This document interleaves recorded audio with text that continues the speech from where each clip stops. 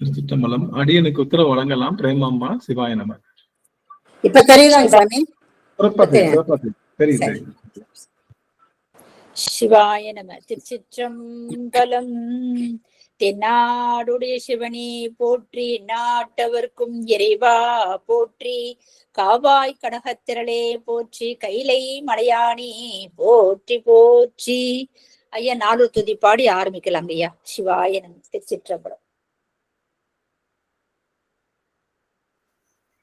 திருச்சிற்றம்பலம்.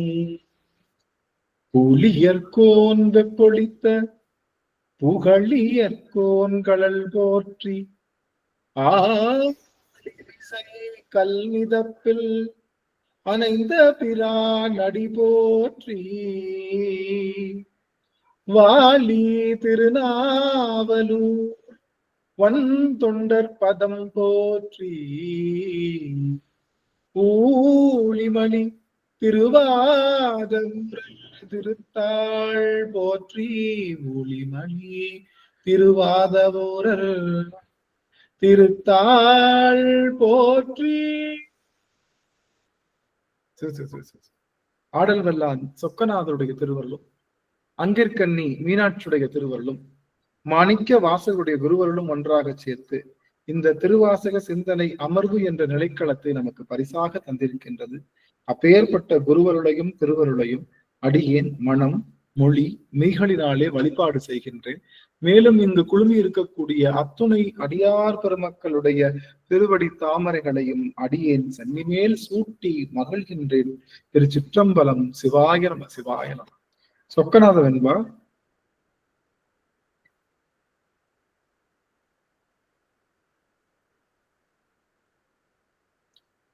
அனைத்துயிர்க்கும் பாசம் அறுத்து முத்தி கூட்ட, மனத்துயரம் செய்தல் மருந்தோ, மனத்துயரம் செய்யாமல் தீர்மருந்து சித்தா அறிந்திலையோ, ஐயா என் சொக்கநாதா, ஐயா என் சொக்கநாதா,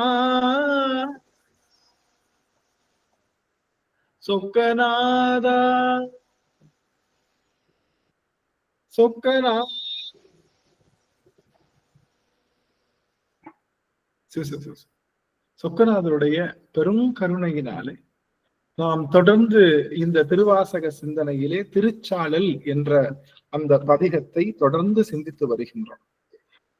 திருச்சாளல் என்பது சிவனுடைய காருண்யம், பரம்பொருளுடைய பதிமுதன்மை பறைசாற்றியது என்பது. நாமெல்லாம் செய்கின்ற பக்தியிலே ஏற்றம் தாழ்வு அல்லது அவநம்பிக்கையுடைய பக்தி என்றெல்லாம் நம்மளுடைய பக்தியானது முன்பின்னாக இறங்கி கொண்டிருக்கும். காரணம் என்னன்னா, நம்ம கேட்டு போற ஆளு இது தருவாரான்ற நம்பிக்கை. நம்ம கேட்க போறோம், யாராவது பணம் வேணும் செல்வம் வேணும்னா எங்க போய் தான் கேட்போம்? யாருக்கிட்ட போய் கேட்போம்னு கேளுங்கன்னு சொல்லுவோம். மகாலட்சுமி கிட்ட போய் கேளுங்க. கல்வி வேணுமா? யாருக்கிட்ட போய் கேளுங்க? சரஸ்வதி கிட்ட போய் கேளுங்க. இப்படின்னு நம்ம நினைக்கிறப்போ, சிவபெருமான்கிட்ட போய் செல்வம் கேட்க போனா எல்லாம் என்ன சொல்லுவாங்க? அவனே ஒரு ஆண்டியா இருக்கான், அவன்கிட்ட போய் செல்வத்தை கேட்கறீங்களேங்க, எப்படிங்க தருவான்? அவன்கிட்ட என்னங்க இருக்குன்னா, அவன்தான் எல்லாவற்றுக்கும் எல்லாருக்கும் அவன்தான் தலைவன். குபேரனுக்கும் அவன்தான் அருள் செய்து கொண்டிருக்கின்றான். அந்த 12 நிதிகளையும் அவன்தான் தந்து கொண்டிருக்கின்றான் அப்படின்னு நம்மளுடைய பெருமான் அங்க நமக்கு பறைசாட்டு. அப்ப அந்த நிலைமை தெரிஞ்சாதான் சிவபெருமான்கிட்ட போய் கேட்கணும்ன்ற எண்ணமே நமக்கு தெரியும். இல்லாட்டா என்ன பண்ணுவோம்? சிவபெருமான் அவர்கிட்ட என்னங்க இருக்கு? எல்லாமே ஒண்ணுமே இல்லாம அவரே ஆண்டியா இருக்காரு. அப்ப அவருடைய பதிமுதன்மை தெரியாதனால அவர்கிட்ட என்ன கேட்கணும்னே நமக்கு தெரியல. இப்ப நம்ம சிவபெருமான்கிட்ட என்ன கேட்கலாம் அப்படின்னா, சிவபெருமான்கிட்ட எல்லாம் கேட்கலாம். நல்லதை எல்லாம் தரும் அன்பர் என்பவர்க்கே கனம் தரும் பூங்குழலால் அபிராமி கடைக்கண்களே கனம் தரும் பூங்குழலால் அபிராமி கடைக்கண்களே. முதல் லிஸ்ட் போடுவார். தனம் தரும் கல்வி தரும் ஒரு நாளும் தளர்வறியா மனம் தரும் தெய்வ வடிவம் தரும் நெஞ்சில் வஞ்சமில்லா இனம் தரும். இவ்வளோ சொல்லிட்டு நல்லனை எல்லாம் தரும். நான் கொஞ்சம் லிஸ்ட் போட்டிருக்கிறது கம்மிதான். நீங்க நல்லது எது கேட்டாலும் சாமி தருவார். அதனாலதான் நல்லனை எல்லாம் தரும். யாருக்கு? அன்பர் என்பவர்க்கே, அன்பு நிறைந்தவர்களுக்கு, இறைவனுடைய அடியவர்களிடம் அன்பு நிறைந்தவர்களுக்கு, அவங்களுக்கு எல்லாம் இதெல்லாம் சொல்லிட்டு கணம் தரும், கணம் தரும் தர். இவ்வளோ சொல்லிட்டு கடைசியில கணம் தரும்னா, கணம்னா என்ன? கணம்னா என்ன சாமி? கணம்னா என்ன?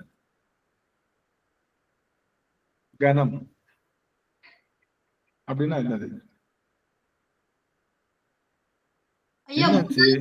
முதல் முதல் முதலா? சரி. உயர்ந்த உயர்ந்த உயர்ந்த. கரெக்ட் தான். எல்லாமே புவனேஸ்வரமா கரெக்ட் தான். அதாவது கணம்னா மதிப்பு. கணம்னா என்னது? மதிப்பு தரும். இப்போ என்கிட்ட தனம் இருக்கு, காசு இருக்கு, என்னை யாருமே மதிக்கல, நான் என்னுடைய தனத்துக்கு மரியாதை இருக்கா? நான் பெரிய கோடீஸ்வரன், என்னை யாரு பார்த்தாலும் மதிக்க மாட்டோம், அவன் கிடக்கா அப்படின்னு நம்ம போனா யாருமே அவனை மதிக்கலைன்னா, அது நம்ம வச்சிருக்கிற செல்வத்துக்கு ஏதாவது சின்ன நல்லா படிச்சிருக்கேன், பயங்கரமான அறிவாளி, என்னை யாருமே மதிக்கல, அப்ப அது படிப்புல ஏதாவது விஷயம் இருக்கா? நான் எல்லா நல்ல பொருள்களையும் என்கிட்ட வச்சிருக்கேன், யாருமே மதிப்பு மரியாதைங்கிறது தான் எல்லாத்த விட சிறந்த செல்வம். அந்த மதிப்பை யாரு தருவான்னா அபிராமியுடைய கடை கண்கள் தருமா. அபிராமியுடைய கடை கண்கள் தருமா. அப்படி அன்னை அன்னை அபிராமி யாரு? அப்பனோட ஒரு பாதி அவளுடைய. அப்போ சிவபெருமான்கிட்ட என்ன கேட்கலாம் அப்படின்னா, சிவபெருமான்கிட்ட என்ன கேட்கலாம்? எல்லாத்தையும் கேட்கலாம். எது வேணாலும் கேட்கலாம். எனக்கு பொண்ணு வேணும்னு கேட்டாலும் கேட்கலாம், எனக்கு புகழ் வேணும்னு கேட்கலாம், கல்வி வேணும்னு கேட்கலாம், எது வேணாலும் கேட்கலாம். பொன்னும் மெய்ப்பொருளும் தருவானை. ஆனா இனிமே ஆட் பண்ணிக்கோங்க எல்லாரும், உங்களுடைய அந்த சுவாமி கிட்ட கேட்கறதுல ஒண்ணு ஆட் பண்ணிக்கோங்க. சாமி எனக்கு இது வேணும், ஆனா அதை அனுபவிக்கக்கூடிய ஆற்றலை எனக்கு கொடு சாமின்னு கேட்டுருங்க. ஏன்னா அது ரொம்ப முக்கியம். நான் ஏற்கனவே சொல்லியிருக்கேன் இல்லையா, நம்ம நல்லா கேட்போம், சாமி எனக்கு அது வேணும் இது வேணும், ஆனா அதை அனுபவிக்கக்கூடிய ஆற்றல் எனக்கு சாமி கொடுக்க மாட்டேன். அப்படி நீ வீடு தானே கேட்ட, வீடு கிடைக்கும், ஆனா வீட்டுல நீ இருக்க முடியாது. நீ பைக்கு தானே கேட்ட, கார் தானே கேட்ட, கார் கிடைக்கும், ஆனா கார்ல இருக்க முடியாது. நீ கல்யாணம் தானே கேட்ட, கல்யாணம் கிடைக்கும், ஆனா ஒன்னா சேர்ந்து வாழ முடியாது. இப்படி எல்லாத்தையும் கொடுத்துட்டு அந்த கொடுத்ததுல அதை அனுபவிக்கக்கூடிய ஆற்றலையும் வேணும்னு எப்பயுமே சாமி கிட்ட கேளுங்க. அதனாலதான் நம்மளுடைய சுந்தரர் ரொம்ப தெளிவா சொல்லுவாரு, பொன்னும் மெய்ப்பொருளும் தருவானை. அதுக்கப்புறம் ஒரு வார்த்தை முக்கியமா சொல்லுவாரு, போகமும் மன்னிக்கணும், பொன்னும் மெய்ப்பொருளும்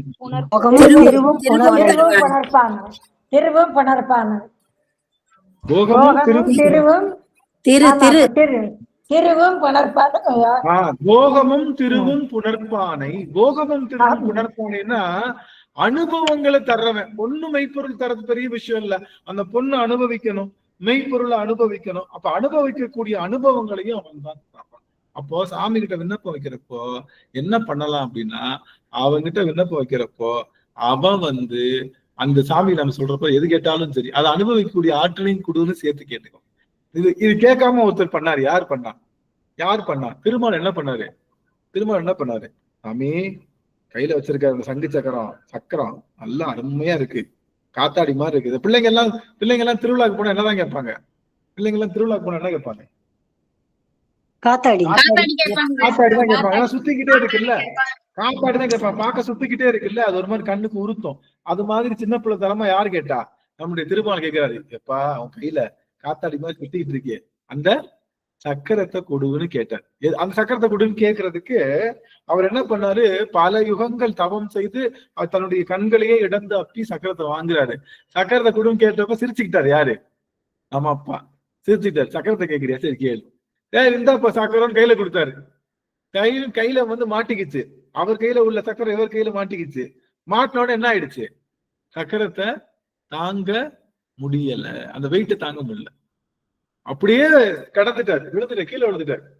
அப்படியே கீழே விழுந்தோடனே அவர் தெரிஞ்சிருச்சு, இந்த சக்கரத்தை கேட்ட நாம இந்த சக்கரத்தை தாங்குகின்ற ஆற்றலையும் நம்ம கேட்காம விட்டுட்டோமேன்னு சொல்லிட்டு தொடர்ந்து திரும்ப சிவப்பூசியில இருக்காரு. ஒரு கையில சக்கரம், ஒரு கையில வில்வ இலையில தொடர்ந்து சிவப்பூசியிலே இருக்காரு நம்முடைய திருமால்.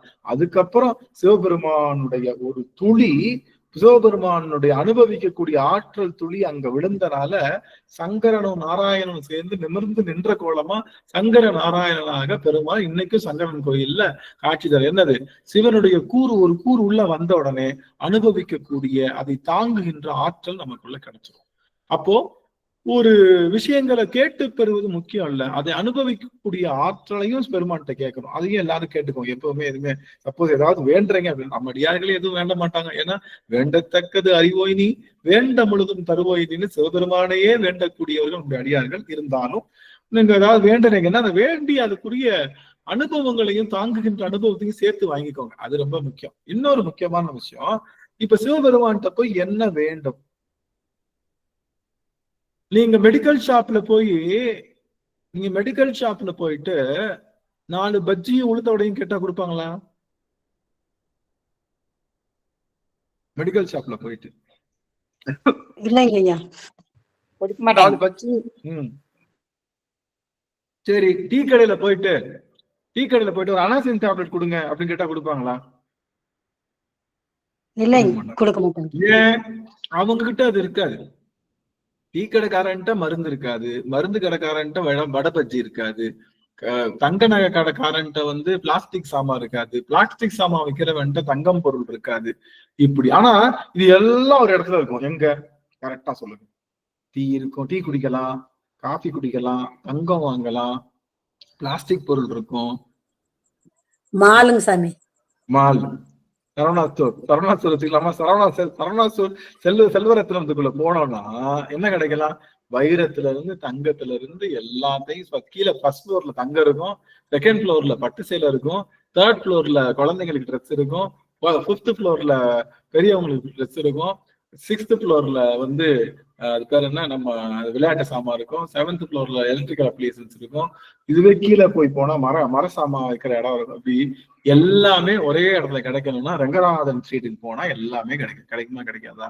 அப்படிங்கிற மாதிரி அது தெரிஞ்சா நாம என்ன பண்ணுவோம்? ரங்கநாதன் ஸ்ட்ரீட் போனா எல்லாமே பர்ச்சேஸ் பண்ணிடலாம், எதுக்கு தனித்தனியா பர்ச்சேஸ் பண்ணிக்கலாம் அப்படின்னு ரங்கநாதன் ஸ்ட்ரீட்டுக்கு போற மாதிரி நம்ம சிவபெருமான் கிட்ட எல்லாமே இருக்குன்னு தெரிஞ்சாத்தானே அவனை நம்ம தலைவனா நம்ம மாற மாட்டோம். இல்லாட்டா என்ன பண்ணிடுவோம்? உங்களுக்கு வீட்டுல கஷ்டமா? என்ன பண்ணுங்க, போய் கொஞ்சம் போல கருப்பு துணி எடுத்து எல்லாம் உள்ளுக்குள்ள வச்சு மடிச்சு நல்லெண்ணெய் ஊத்தி தினம் தீபம் போட்டு வர்றவங்களுக்கு எல்லாம் எள்ளு சாதம் கொடுத்தீங்கன்னா சரியாயிடும் அப்படின்னு சொன்ன உடனே ஓஹோ அப்படின்ட்டு நம்ம போவோம் இல்லையா? எப்ப போவோம்? எங்க அப்பன்ட்ட இத மாற்ற சக்தி இல்லைன்னு நினைச்சா நம்ம அங்க போவோம். ஆனா சிவபெருமான் தான் எல்லாத்துக்கும் தலைவன். யாருக்கு தலைவன்? மகாலட்சுமியை தாங்குகின்ற விஷ்ணுவுக்கு தலைவன், சரஸ்வதியை தாங்குகின்ற பிரம்மனுக்கு தலைவன். சொல்ல போனா இவர்கள் அறியப்பட முடியாத தலைவன். ஆனா அவங்க என்னன்னு புரிஞ்சுக்க முடியாத தலைவன். அவங்க புரிஞ்சுக்கவே இல்லை இன்னும். அப்பேற்பட்ட தலைவனாக இருக்கு. அப்போ என்ன அர்த்தம்னா, செல்வத்துக்கு அதிபதியாக கூடிய விஷ்ணுவை காட்டிலும் தலைவன், கல்விக்கு அதிபதியாக இருக்கக்கூடிய நம்முடைய சரஸ்வதியை காட்டிலும் தலைவன், மற்ற எல்லா கலைகளும் எல்லா செல்வங்களுக்கும் அதிபதியா இருக்கக்கூடிய எல்லா தேவர்களுக்கும், இந்திரனுக்கும், தேவாதி தேவர்களுக்கும் அவன்தான் தலைவன் நம்ம சரியா புரிஞ்சுக்கிட்டா நாம அவனை தவிர வேற யாருக்கிட்டையும் எப்பொழுதும் நிக்க மாட்டோம். இந்த பக்திய, இந்த பதிமுது தன்மைய நாம பெறுவதுதான் இந்த திருச்சாளருடைய நோக்கம். எல்லாத்துக்கும் அவன்தான் தலைவன் சொல்வதுதான் திருச்சாளர். எதுக்காகவும் எங்களுக்கு நீங்க எங்க போக தேவையில்லை, வேற இடத்துக்கு போக தேவையில்லை. எங்க கிட்டயே எல்லாம் இருக்கு, நம்ம சாமி கிட்டயே எல்லாம் இருக்கு அப்படின்னு அவனுடைய முதன்மை, பதிமுதன்மை. அவன்தான் எல்லாரை விட சிறந்தவன், அவனை விட சிறந்தவர்கள் யாரும் இல்ல, அவன்கிட்ட எல்லாமே இருக்குன்னு சொல்லி நம்மளை எங்கேயும் அலைய விடாம சிவபெருமான் திருவடியவே இறுக பற்ற வைக்கக்கூடிய ஆற்றலுடையது திருச்சாளர். அவனே படைத்து காத்து, அவனே அழித்து ஒடுக்கி மறைத்து அருளி ஐந்தொழில்களுக்கும் மேலாக அவன் நின்று அருள் செய்கின்றான் அப்படிங்கிற பெரிய ஒரு உண்மையை, பேருண்மையை சொல்வது இந்த திருச்சாடல். சிவபெருமானுடைய அந்த இலக்கணங்களை எல்லாம் பார்க்கும் போது அவன் ஏதோ ஒண்ணுமே இல்லாம ஒரு பிச்சாண்டியா, சுடுகாட்டுக்கு அரசனா, சித்தம்போக்கு சிவம்போக்கு இருக்கிற மாதிரி ஒரு அகோரி மாதிரி அவனை காமிச்சாலும் கூட அதுதான் அவனுடைய முதன்மை தன்மை அப்படிங்கிறத இங்க நமக்கு பறைசாற்றுவது நம்மளுடைய திருச்சாளர். அப்ப திருச்சாளர் படிக்கிறதுனால என்ன ஆகும்னா, நாம காசுக்காக இன்னொருத்தவங்கள்ட்ட போய் நிக்கிறதோ, கல்விக்காக இன்னொருத்தவங்கள்ட்ட நிக்கிறதோ, புகழுக்காக இன்னொருத்தவங்கள்ட்ட நிக்கிறதோ, அழகுக்காக இன்னொருத்தவங்க நிக்கிறதோ, அறிவுக்காக இன்னொருத்தவங்க நிக்கிறதோ அப்படின்னு தனித்தனியா போய் நிக்காம எல்லாமே இவன் தான் தரப்போறான், இவன்கிட்டதான் எல்லாமே தொடங்குது, இவன்கிட்டதான் எல்லாமே முடியுது அப்படிங்கிற ஒரு பேருண்மையை சொல்லுவதனால சிவபெருமானுடைய திருவடியை தவிர வேற எந்த திருவடியும் நினைக்காத ஒரு ஆழமான சிறந்த பக்தியை நமக்குள்ள ஊட்டுவது இந்த திருச்சாளர். இந்த திருச்சாளர்ல கேட்கப்பட்ட அத்தனை நையாண்டி கேள்விகளும் பௌத்தர்கள் கேட்ட கேள்வி. பௌத்தர்கள் சரியாத்தான் கேட்டாங்க, நம்ம மனசுல இருக்கிற கேள்வியை தான் அவங்களும் கேட்டாங்க. ஆனாலும் அதற்கு ரொம்ப மிகச்சிறப்பாக பதில் சொல்லுகின்றான் மணிவாசக பெருமான். அப்போ எல்லாரும் என்ன சொல்றோம், ஞான சம்பந்தர் வந்தது சமணர்களுடைய விஷயங்களை முறியடிக்க. அது போல நம்மளுடைய இவர் தாண்டக வேந்தர் திருநாவுக்கரசர் வந்ததும் அவரும் சமணர்கள் தான். சமணர்களோட ரொம்ப பெருகி இருந்த காலம், மன்னனே சமண மதத்துல இருந்த காலம், அவங்களை அழிக்கிறதுக்காக. நம்பியாரூரர் எதுக்காக வந்தாரு? நம்பியாரூரர் வருகை எதுக்கு? பெரிய புராணம், அடியார்கள் திருத்தொண்ட தொகை, திருத்தொண்ட தொகையை கொடுக்கறதுக்காகத்தான் வந்தது நம்மளுடைய சுவாமி நம்பியாரூரர். திருத்தொண்ட தொகை மட்டும் இல்லைன்னு வச்சுக்கோங்க, சப்போஸ் 12வது புராணம் இல்ல, என்ன நடக்கும்? என்ன நடக்கும்? நாயன்மார்களை எல்லாம் பத்தி தெரியாம இருக்குங்க ஐயா.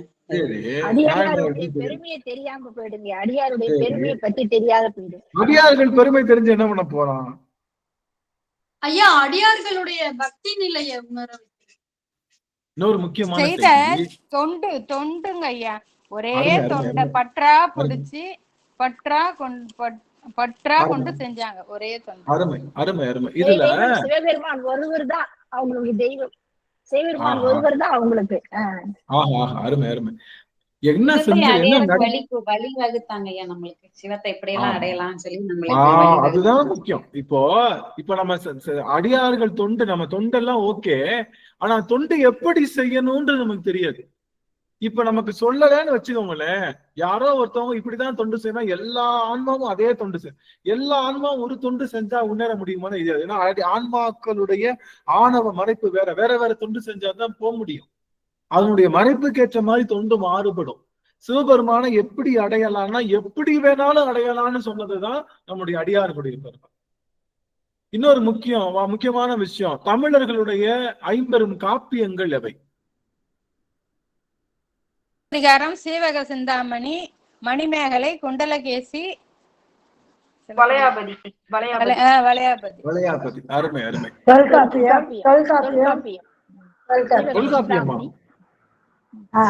கிடையாதுங்க, கிடையாது.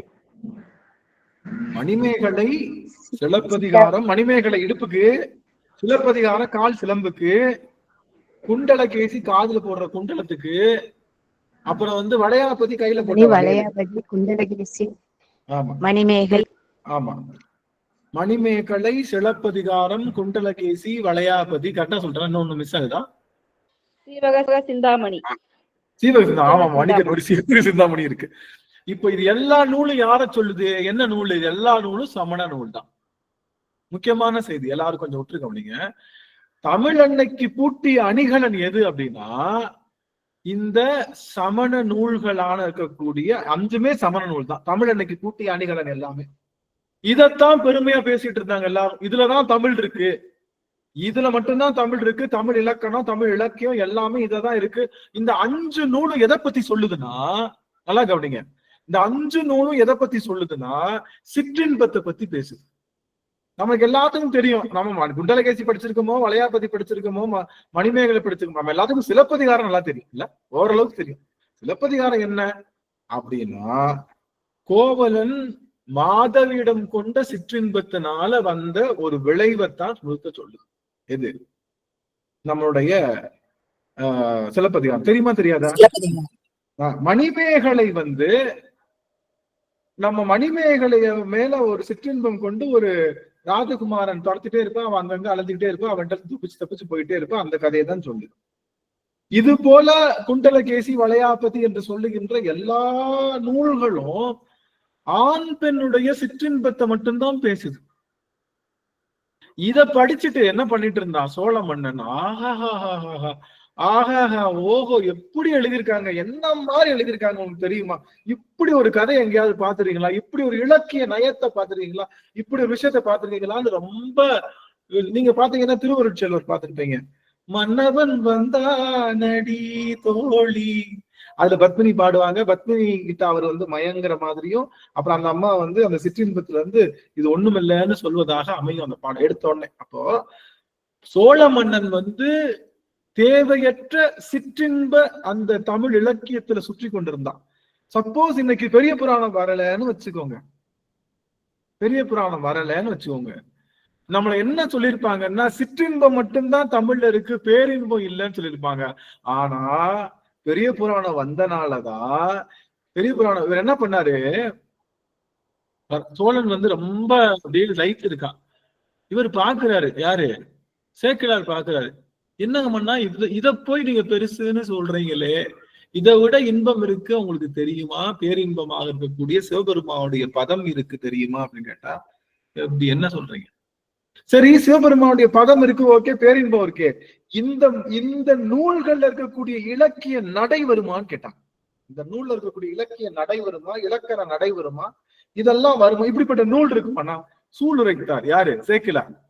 50 காப்பியங்களில் உள்ள அத்தனை இலக்கண இலக்கியங்களுக்கு மேலாக படைத்து அவற்றின் நோக்கத்தை பேரின்பமாக்கி அவை அனைத்தும் சிவபெருமானுடைய கடலுக்கே சமர்ப்பிப்பேன் அப்படின்னு சொல்லி நம்மளுடைய அனபாய சோழன் அனபாய சோழன்ட்ட சேக்கிழார் சூளுரைத்து அதுக்கப்புறம் வேலையை விட்டு என்ன பண்ணலாம்னு யோசிக்கிறப்போ அடியார்களுடைய பெருமை எடுத்து சொல்லலாம் அப்படின்னு நம்பியாண்டார் நம்பியுடைய அந்த வழிநூலையும் இதை எடுத்து அவர் பண்ணனால இன்னைக்கு எல்லாரும் கவனிக்கணும், கம்ப ராமாயணத்தை விட மற்றைய தமிழ் இலக்கிய நூல்களை விட, இலக்கண நூல்களை விட பெரிய புராணத்துல இல்லாத அணி இலக்கணம் இல்லவே இல்லை. பெரிய புராணத்துல சொல்லப்படாத இலக்கிய நயம் எங்கேயுமே இல்லை. பெரிய புராணத்துல சொல்லுகின்ற அந்த வர்ணனை எந்த இடத்துலயும் இழிவுச்சொல் குறிப்பிடாத புராணம் நம்ம புராணம். எந்த புராணம்? இழிச்சொல் இல்லாத ஒரு புராணம் பெரிய புராணம். அதனால இன்னைக்கு பெரிய புராணம்ன்றது எதுக்கு வந்தது? இது நம்பியாரூருடைய விஷயம் என்னன்னா, சமணர்களுடைய தன்மையை ஒழிக்கிறது தான். ஆனா சமணர்களுடைய தன்மை எப்படி ஒழிக்கணும்? அவருடைய நூலினுடைய தன்மையினுடைய தமிழ் மொழியினுடைய உயர்வை சொல்வதற்காக நம்முடைய திருத்தொண்ட புராணம். 4 பேருமே சமணர்களை, 3 பேருமே சமணர்களை ஒழிக்கத்தான் வந்தாங்க. ஆனா நம்ம சாமி மணிவாசக பெருமான் பௌத்தரை அழிப்பதற்காக வந்தார். அதுக்காக தான் நிறுத்தி வச்சார். சாமி என்ன பண்ணாரு? வேலைலாம் முடிஞ்சுன்னு வந்துட்டாரு. செகண்ட் என்ட்ரி, சாமி எல்லாம் முடிச்சிட்டேன் சாமி, திரும்ப உங்ககிட்ட வர்றேன்னு வர்ற திருப்பெருந்துறைக்கு. ஒன்றை உடன் கலந்து கொண்டிருக்கின்றார்கள் அடியவர்கள் எல்லாம். சாமி அப்பையும் நெல்லுன்ட்டார். நெல்லு நீ போலமார் பொதுவில் வருக அப்படின்னு சொல்லிட்டு போனதுக்கு அப்புறம் அவர் பல இன்னல்கள் பட்டு பொதுவில போய் நிக்கிறாரு. அப்பதான் பொதுவுக்கு போற, பொதுன்னு என்னது, தில்லைக்கு போறாரு. அப்பதான் தெரியுது தில்லை முழுக்க யாருடைய ஆக்கிரமிப்பு இருக்கு? பௌத்தருடைய ஆக்கிரமிப்பு இருக்கு. பௌத்தருடைய ஆக்கிரமிப்பு எல்லாம் வந்துட்டாங்க. ஃபுல்லா பௌத்தர்கள் நிரம்பிக்கிட்டே இருக்காங்க, வளைஞ்சுக்கிட்டே இருக்காங்க. நீங்க அங்க பாத்தீங்கன்னா நிறைய இடங்கள்ல திருநீர் பூச மறுக்கிறாங்க, சிவபெருமானுடைய வாழ்க்கை மறுக்கிறாங்க. அதுக்குதான் என்ன சொல்றாரு? புற்றில் வாழ் அரவம் மஞ்சேன் பொய்யதம் மெய்யும் மஞ்சேன். அது என்னது பாருங்க, யாராவது கரெக்டா?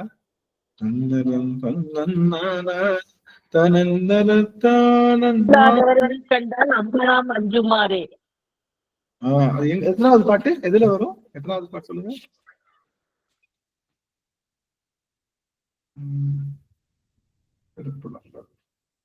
எந்த பதிகம் சாமி?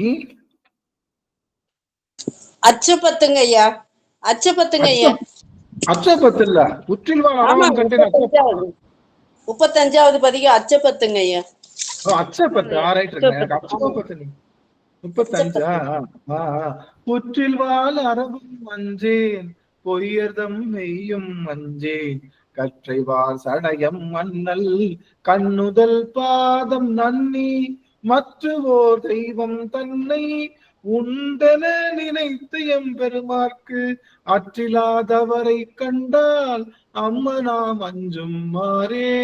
அற்றிலாதவரை கண்டால் அம்மனாம் அஞ்சும் மாறே. என்ன சொல்றாரு? சிவபெருமான தவிர வேற ஒருத்தன் கடவுள்னு சொன்னா அவனை பார்த்தா பயமா இருக்குன்ற சொல்லிட்டு வந்துட்டாரு இவரு புத்தர்களை பார்த்தா பயமா இருக்கு, அவங்க மூஞ்சிலே முழிக்க எனக்கு பயமா இருக்கு சாமின்ட்டு வந்துட்டா. அப்படி இதுவரை பார்த்தாரு, என்னடா இவன் போய் புத்தர்களை போய் விரட்டுவான்னு பார்த்தா இவன் என்னன்னா திரும்ப ஒரு பாட்டை மட்டும் பாடிட்டு பேசாம இவன் தனியா உட்காந்து சாமி கும்பிட்டு இருக்கானே தவிர புத்தர்களை மாத்தணும், அவர்களுடைய கொள்கைக்கு முரண்பாடா செய்யணும் அப்படின்னு இவனுக்கு தோண மாட்டேங்குதே. இவனுக்கு தோண மாட்டேங்குதேன்னு சொல்லி அந்த புத்தர்களுடைய அரசனை வரவழைச்சு அங்க அவனுடைய பெண்கள்லாம் வரவழைச்சு வேணுக்கும்னு எல்லாரையும் வாதுக்கு அழைக்கிறாங்க. புத்தர்கள் என்ன பண்ணுவாங்க? வாதுக்கு அழைப்பாங்க. அந்த காலத்துல எல்லாருமே வாது செய்வாங்க. வாது செய்வாங்கன்னா இப்ப நான் உங்களோட பெரியவங்கன்னு காட்டணும்னா ஒரு இடத்துல வாது செய்து உங்களை நான் வெல்லணும். அது வாது செஞ்சு வேணா அறிவுல வெல்றது. மற்போர் செஞ்சு வெல்வாங்க. மற்போர் சமர்ன்னு சொல்லுவாங்க. சமர்னு என்ன அர்த்தம்? சமர்னா ஒண்டிக்கு ஒண்டி மோதுறதுக்கு பேரு தான் சமர்க்கலம். சமர்க்கலம்ன்றதுக்கு பேரு ஒண்டிக்கு ஒண்டி மோதுறது சமர்க்கலம். அந்த சமர்க்கலத்துல இப்ப ஒரு பெரிய மன்னன் என்ன பண்ண, அவன் போருக்கு அழைச்சான்னா எல்லாரும் சாகணும். அதுக்கு பதிலா ஒண்டிக்கு ஒண்டி ரெண்டு மன்னனும் அடிச்சுட்டு யாரு முன்னேறாங்களோ அவங்க பண்ணிக்கிறாங்க. அது மாதிரி ராஜராஜ சோழன் வெஞ்சமரில் வெற்றி கண்டு நிறைய சமர்ல வெற்றி கண்டுக்கான அவன் தன்னுடைய பிரஜைகளை இது கூடவே மாட்டான். எதுக்கு? போருக்கே விட மாட்டான். போருக்கு போனா எப்படி பார்த்தாலும் அழிவு உண்டு. நீயா நானான்னு பாத்துக்குருவோம். அந்த அரசனை கூப்பிட்டு இந்த அரசனை கூப்பிட்டு நம்ம 2 பேரும் மோதிக்குவோம். நம்ம 2 பேர்ல யாரு முன்னேறாங்களோ அவங்கதான் பிரஜைகளுக்கு எந்த காயமும் அதனாலதான் ராஜராஜ சோழருடைய காலம் ரொம்ப பொற்காலம்னு சொல்லுவாங்க. என்ன காரணம்? அவனுக்குள்ளேயே மோதி சமர் அப்படின்னு சொல்லுவாங்க. அப்படி இப்ப மோதுவான்னு பார்த்தா மோதலையேன்னு சொல்லி பார்த்தா கடைசியில வாதுக்கு அழைக்கிறாங்க. வாதுல வென்றா அவர்களே நாங்க பெரியவங்கன்னு ஒத்துக்குவோம். அது மாதிரி இவர்கள் புத்தர்கள் என்ன பண்றாங்க? சைவர்களை வாதுக்கு அழைக்கிறாங்க. எங்க கிட்ட யாருக்கும் போறதுக்கு பயம். எல்லாருக்கும் தில்லையில இருக்கக்கூடிய எல்லாருக்கும் பயம். யார் அனுப்புறதுன்னு தெரியல. நைட்டு கனவுல என்ன சொல்றாரு? சாமி நீ போய் பித்தன்னு ஒருத்தர் இருப்பான். யாரு?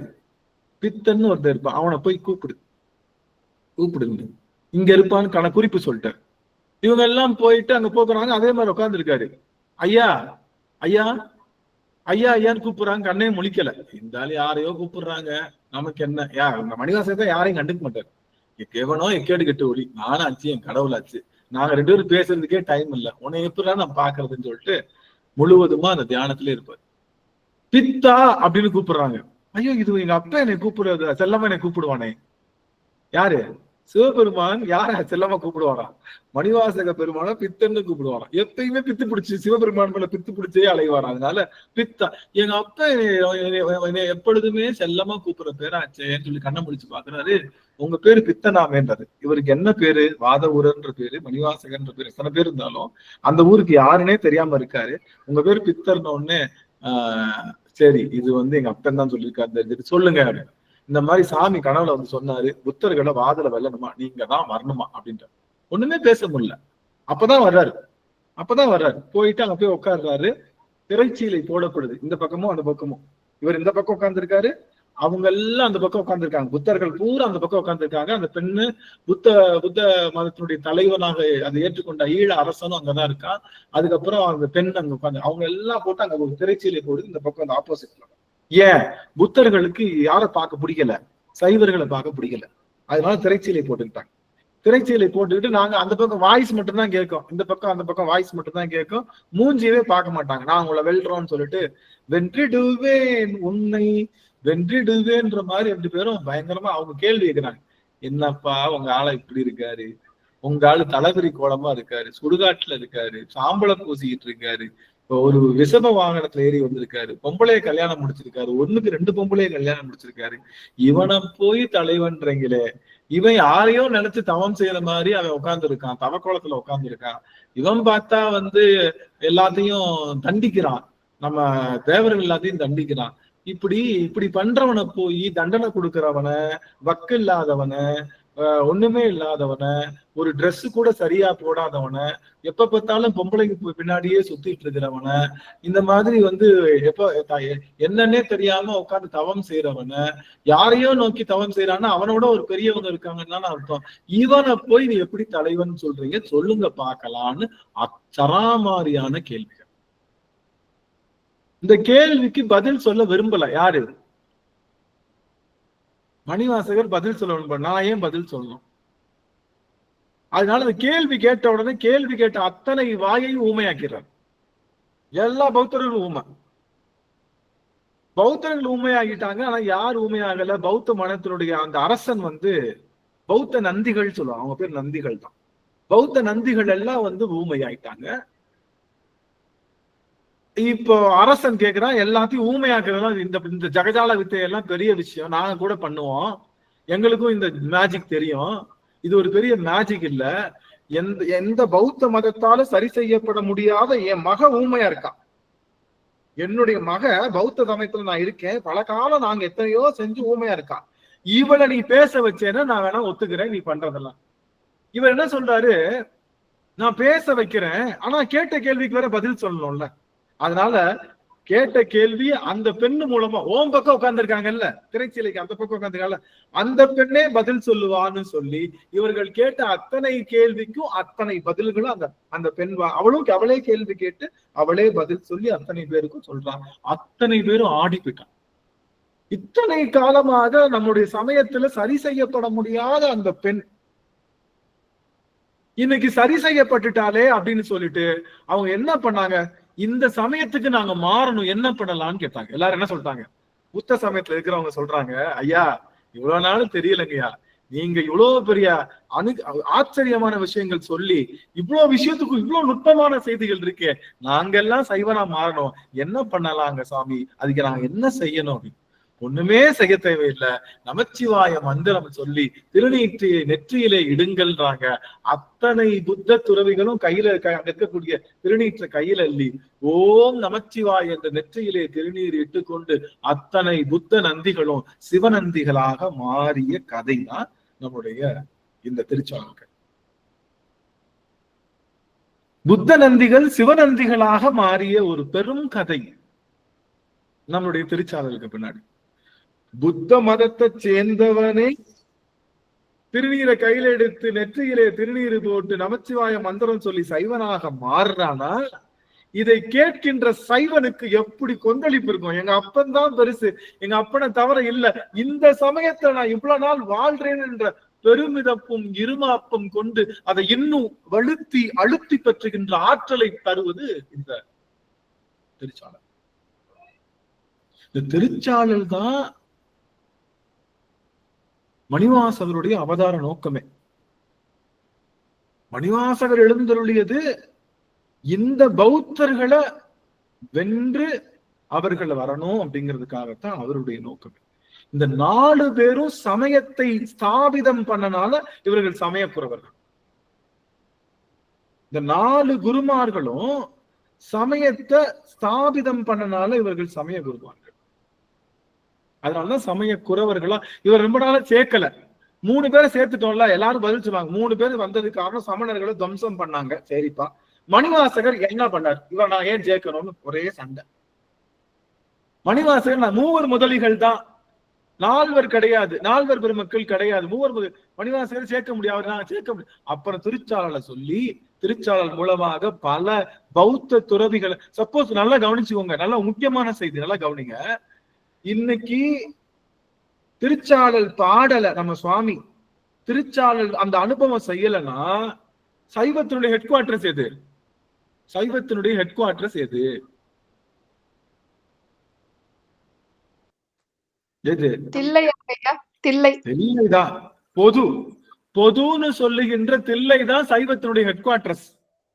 அந்த சைவத்துடைய ஹெட் குவார்டர்ஸ்குள்ள ஏற்கனவே உள்ள யார் நுழைஞ்சிட்டா?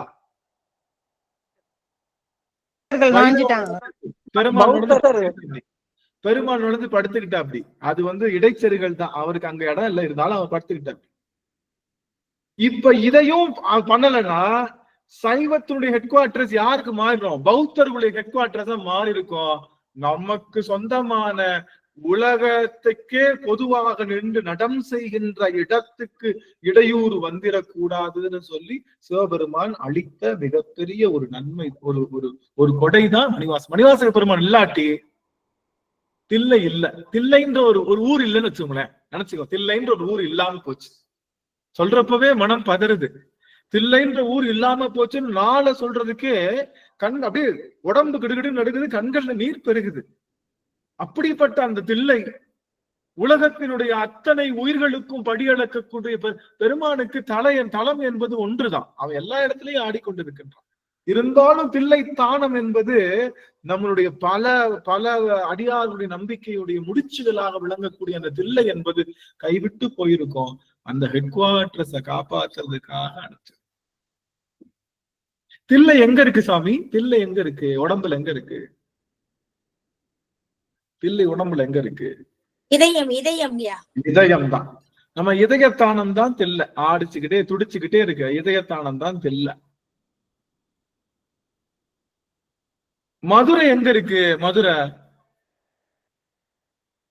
எங்க இருக்கு உடம்புல? தலைப்பகுதிங்கய்யா, தலைக்கு மேலங்கய்யா, 12 அங்குலம் மேல. இல்ல, உடம்புலயே இல்ல. அது உடம்பையும் இந்த உலகத்தையும் கனெக்ட் பண்ற இடம் தலைக்கு மேல. இங்க இருந்து துவாதசாந்த பெருவழின்னு சொல்லி நம்ம இங்க இருந்து 12 அங்குலம். 12 அங்குலம்னா இந்த விரல் கடை இருக்கு, இந்த விரல் கடை தெரியுதா? என் கையில காட்டு தெரியுதா? இந்த விரல் கடை மாதிரி 12 வைக்கணும். பத்தா எப்படி வரும்னா, நீங்க கைய தூக்கி இப்படி கும்பிட்டீங்கன்னா உங்க கை இந்த இடத்துல முடியுதோ அதுதான் 12 அடி இந்த இடத்துல இருக்கு. அந்த மதுரையை காப்பாத்துறதுக்கு திருஞான சம்பந்தர். இந்த தில்லையை காப்பாத்துறதுக்கு யாரு? மணிவாசக பெருமான். மணிவாசக பெருமான் மட்டும் இல்ல அப்படின்னா தில்லை என்பது இல்லை. இல்லை என்பது இல்லை. இல்லை எப்படின்னு பாருங்க. அப்படி பெருமானை ஆட்கொண்டு சமய கூறவராக மாற்றி பெருமான். அப்போ இந்த திருச்சாளல் படிக்கிறனால, திருச்சாளல் கேட்கறனால என்ன ஆகும்னா, சிவபெருமானை விட்டு நீங்க கூடாது என்ற பேர் அவா இந்த ஆன்மாவுக்கு உள்ளத்துல ஏற்படும். வேற சமயத்துல இருக்கிறவங்களுக்கு ஏற்படும். இதை கேட்டாங்கன்னா வேற சமயத்துல இருக்கிறவங்க, நம்ம சமயத்துல இருக்கிறவங்களுக்கு சொல்லவா வேணும்? அவனுடைய திருவடிய ஒரு காலம் அகலாத அது ஒரு பெரிய தன்மையை தருகின்றது நம்முடைய இந்த திருச்சாளர். அப்போ திருச்சாளர் பார்க்கலாமா? முதல் பாட்டுல என்ன சொன்னாங்க? எதுக்கு இவன் திருநீர் பூசுறான்? எதுக்கு இவன் உடம்புல அரவம் கட்டி இருக்கான்? எதுக்கு இவன் இந்த மாதிரி மறை பேசிட்டு இருக்கான் அப்படின்னு சொன்னா, சந்திரம்மா இருக்காங்களா சுவாமி? அம்மா சந்திரம்மா ஐயா இருக்கிறேங்க ஐயா. அம்மா ஒரு கேள்வி, அம்மா கேள்வி கேட்டிருந்தாங்க, அதுக்கு பதில் சொல்ல வேண்டிய கடமை இருக்கிறதுனால நான் இங்க சொல்லணுன்றதுக்காகத்தான் நான் அம்மா கிட்ட தனியா சொல்லல. தனியா அந்த கேள்விக்கான பதிலையும் சொல்ல. இப்போ அது மாதிரி இவன் மறையெல்லாம் பேசிட்டு இருக்கானுன்னு சொன்னா, இவன் திருநீருனா இவன் தான் கடைசியில உலகமே அப்படி கொடியாயிடுச்சுன்னா அவன் மேல மட்டும்தான் அது பூசும். உலகமே சுடுகாடா இருக்கிறப்ப நிக்கிற ஒரே ஒருத்தன் இவன் தான். அப்ப அவனுக்கு அது ஒண்ணு மட்டும்தான் உடம்புல தன்னாலேயே என்ன ஆகும்? நம்ம சொக்கப்பனை கொளுத்துறோம்ல, சொக்கப்பனை எரிஞ்சுச்சுன்னா எழுத்தாப்பி நிக்கிறவங்க அத்தனை பேர் மேல என்ன ஆயிடும்? அப்படியே சாம்பல் பூசிடும். அப்படி சாம்பல் பூசும். நீங்க பாத்துருக்கீங்களா? சொக்கப்பனை கொளுத்துறதுல சுத்தி நின்னீங்கன்னா அந்த பனை ஓலை கொளுத்து அப்படியே அந்த சாம்பல் பறந்துட்டே இருக்கும். யார் யார் நிக்கிறாங்களோ அவங்க மேல அந்த சாம்பல் படியும். அது போல இந்த உலகம் என்பது சொக்கப்பனையாக கொழுந்தெறியும் போது அதற்கு எதிர்த்தாக நிற்கக்கூடிய சிவபெருமான்ட்டு அப்படியே வேலை படியும். என்ன அர்த்தம்? அத்தனையும் அழிஞ்சு போனாலும் அழியாதவே எங்க அப்பன் சிவபெருமான்னு சொல்றது. அதுதான், அத்தனையும் அழிஞ்சாலும் அழியாத நிற்கக்கூடிய ஆற்றலுடையவன் சிவபெருமான். இந்த அரவம் என்று சொல்வது தேவர்களுடைய அந்த மறைக்கு எதிராக செய்யப்பட்டது. மறைய பெருசாகவும் சிவபெருமான பெருசாகவும் வச்சதுனால அந்த பொங்கரவத்தை தன்னுடைய எதிர்ல கட்டியிருக்கான். சிவபெருமான் வேதம் என்பது அவன் தந்தது. அவன் ஒரு புக்கா கையில எடுத்து கொடுத்தான் எல்லாத்துக்கும், அது சொன்னான். ஆனா அது தவிர சிவபெருமான் என்ன பேசினாலும் என்னதான், சிவபெருமான் வாயை திறந்தாலே அதுக்கு பேர் என்னதான் அர்த்தம்? வேதம் மறைந்து அர்த்தம். அவன் வாயை திறந்து பேசினாலே அது வேதத்துல இல்லாத பொருளா, புக்ல இல்லாம தனியா பேசினாலும். என்ன சொன்னா சிவபெருமான் சிவபெருமான் என்ன சொன்னா அப்படின்னா,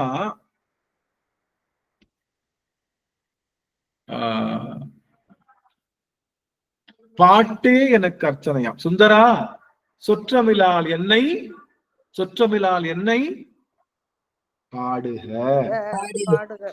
சொற்றமிழால் என்னை பாடுக அப்படின்னாரு. அப்ப அந்த சொற்றமிழால் என்னை பாடுகன்னு சொன்னார் இல்லையா? அப்ப சொன்னா அது பேர் என்னது? அது பேர் என்னது?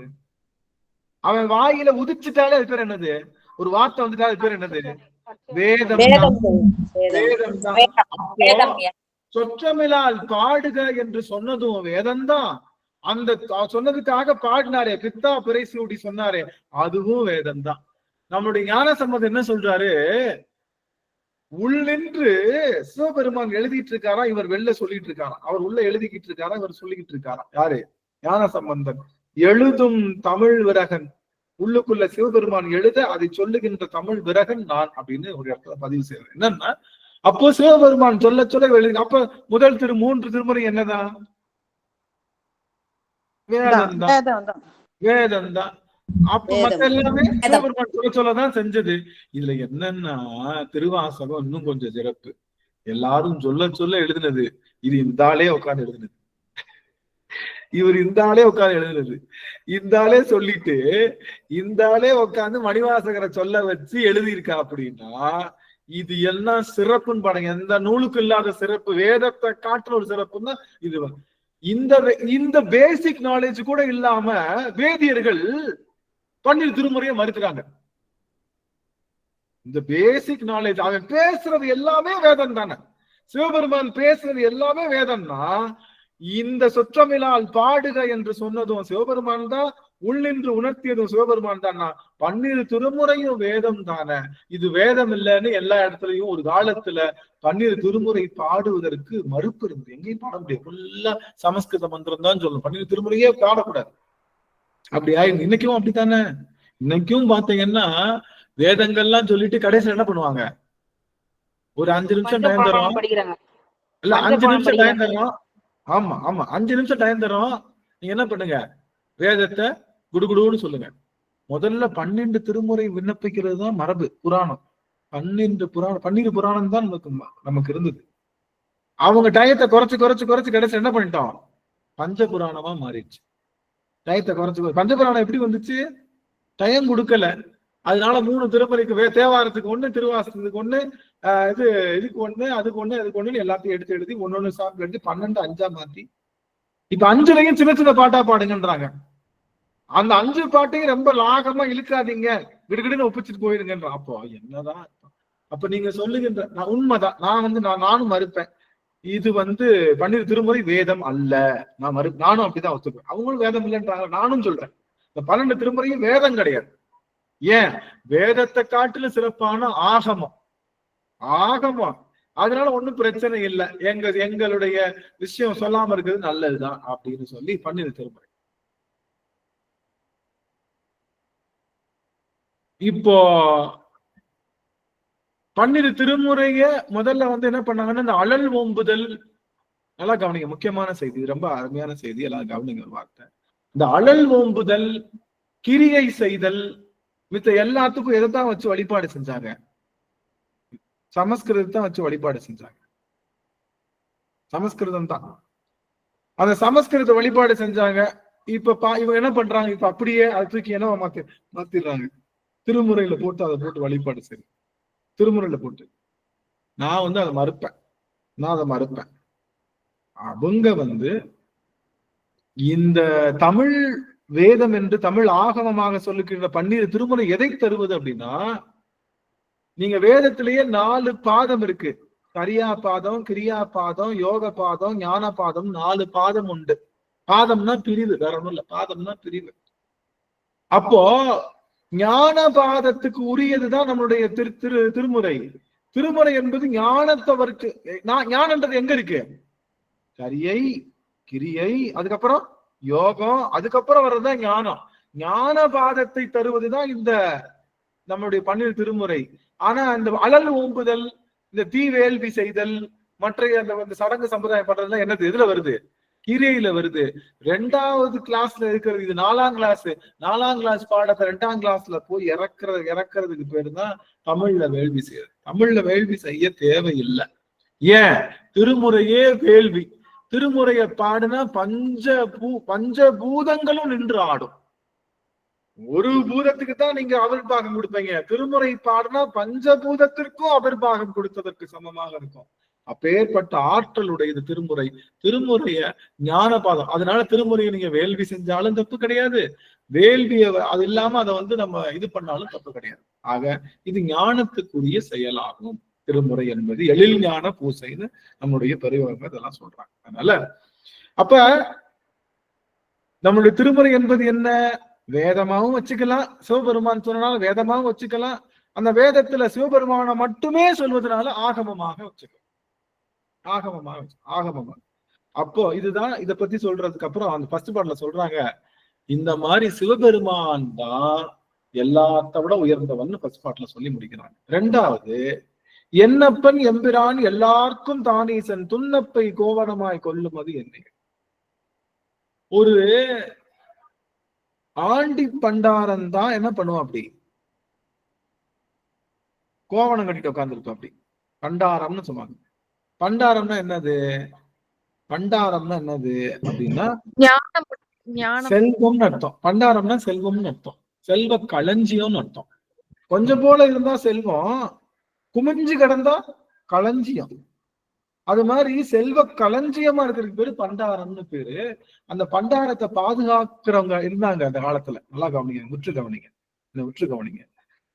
பண்டாரத்தை பாதுகாக்கிறவங்க இருந்தாங்க, அவங்களுக்கு பண்டாரர்கள்னு பேரு. அவங்கதான் செல்வ களஞ்சியத்தை பாதுகாக்கிறவங்க. புரியுதுங்களா? செல்வ களஞ்சியத்தை பாதுகாக்கிறவங்க அவங்கதான். அதனால அவர்கள் பண்டாரங்கள்னு ஆயிடுச்சு. இந்த படையெடுப்பு நடந்துச்சுல, ஆங்கிலேய படையெடுப்பு, முகலாய படையெடுப்பு, இதெல்லாம் என்ன பண்ணாங்க? எடுத்தோன்னு என்ன பண்ணாங்க? இந்த பண்டாரத்தை போய் காலி பண்ணிட்டு வந்துட்டாங்க. இந்த படையெடுப்புக்கு அப்புறம், எந்த படையெடுப்பு அப்புறம்? முகலாய படையெடுப்பு, அப்புறம் மத்த இந்த ஆங்கிலேய கிறிஸ்தவ மிஷினரி படையெடுப்பு, இந்த படையெடுப்புகள்லாம் என்ன பண்ணாங்கன்னா நம்ம பண்டாரத்தை தான் ஜீரோ பண்ணாங்க ஃபர்ஸ்ட். அப்ப பண்டாரத்தை ஜீரோ பண்ணா அதை பாதுகாக்கிறவங்க எப்படி இருந்தாங்க? ஐயா, இப்ப பண்டாரம்னா சேமிப்பு கிடங்கா? ஆமா, களஞ்சியம் தான் அது.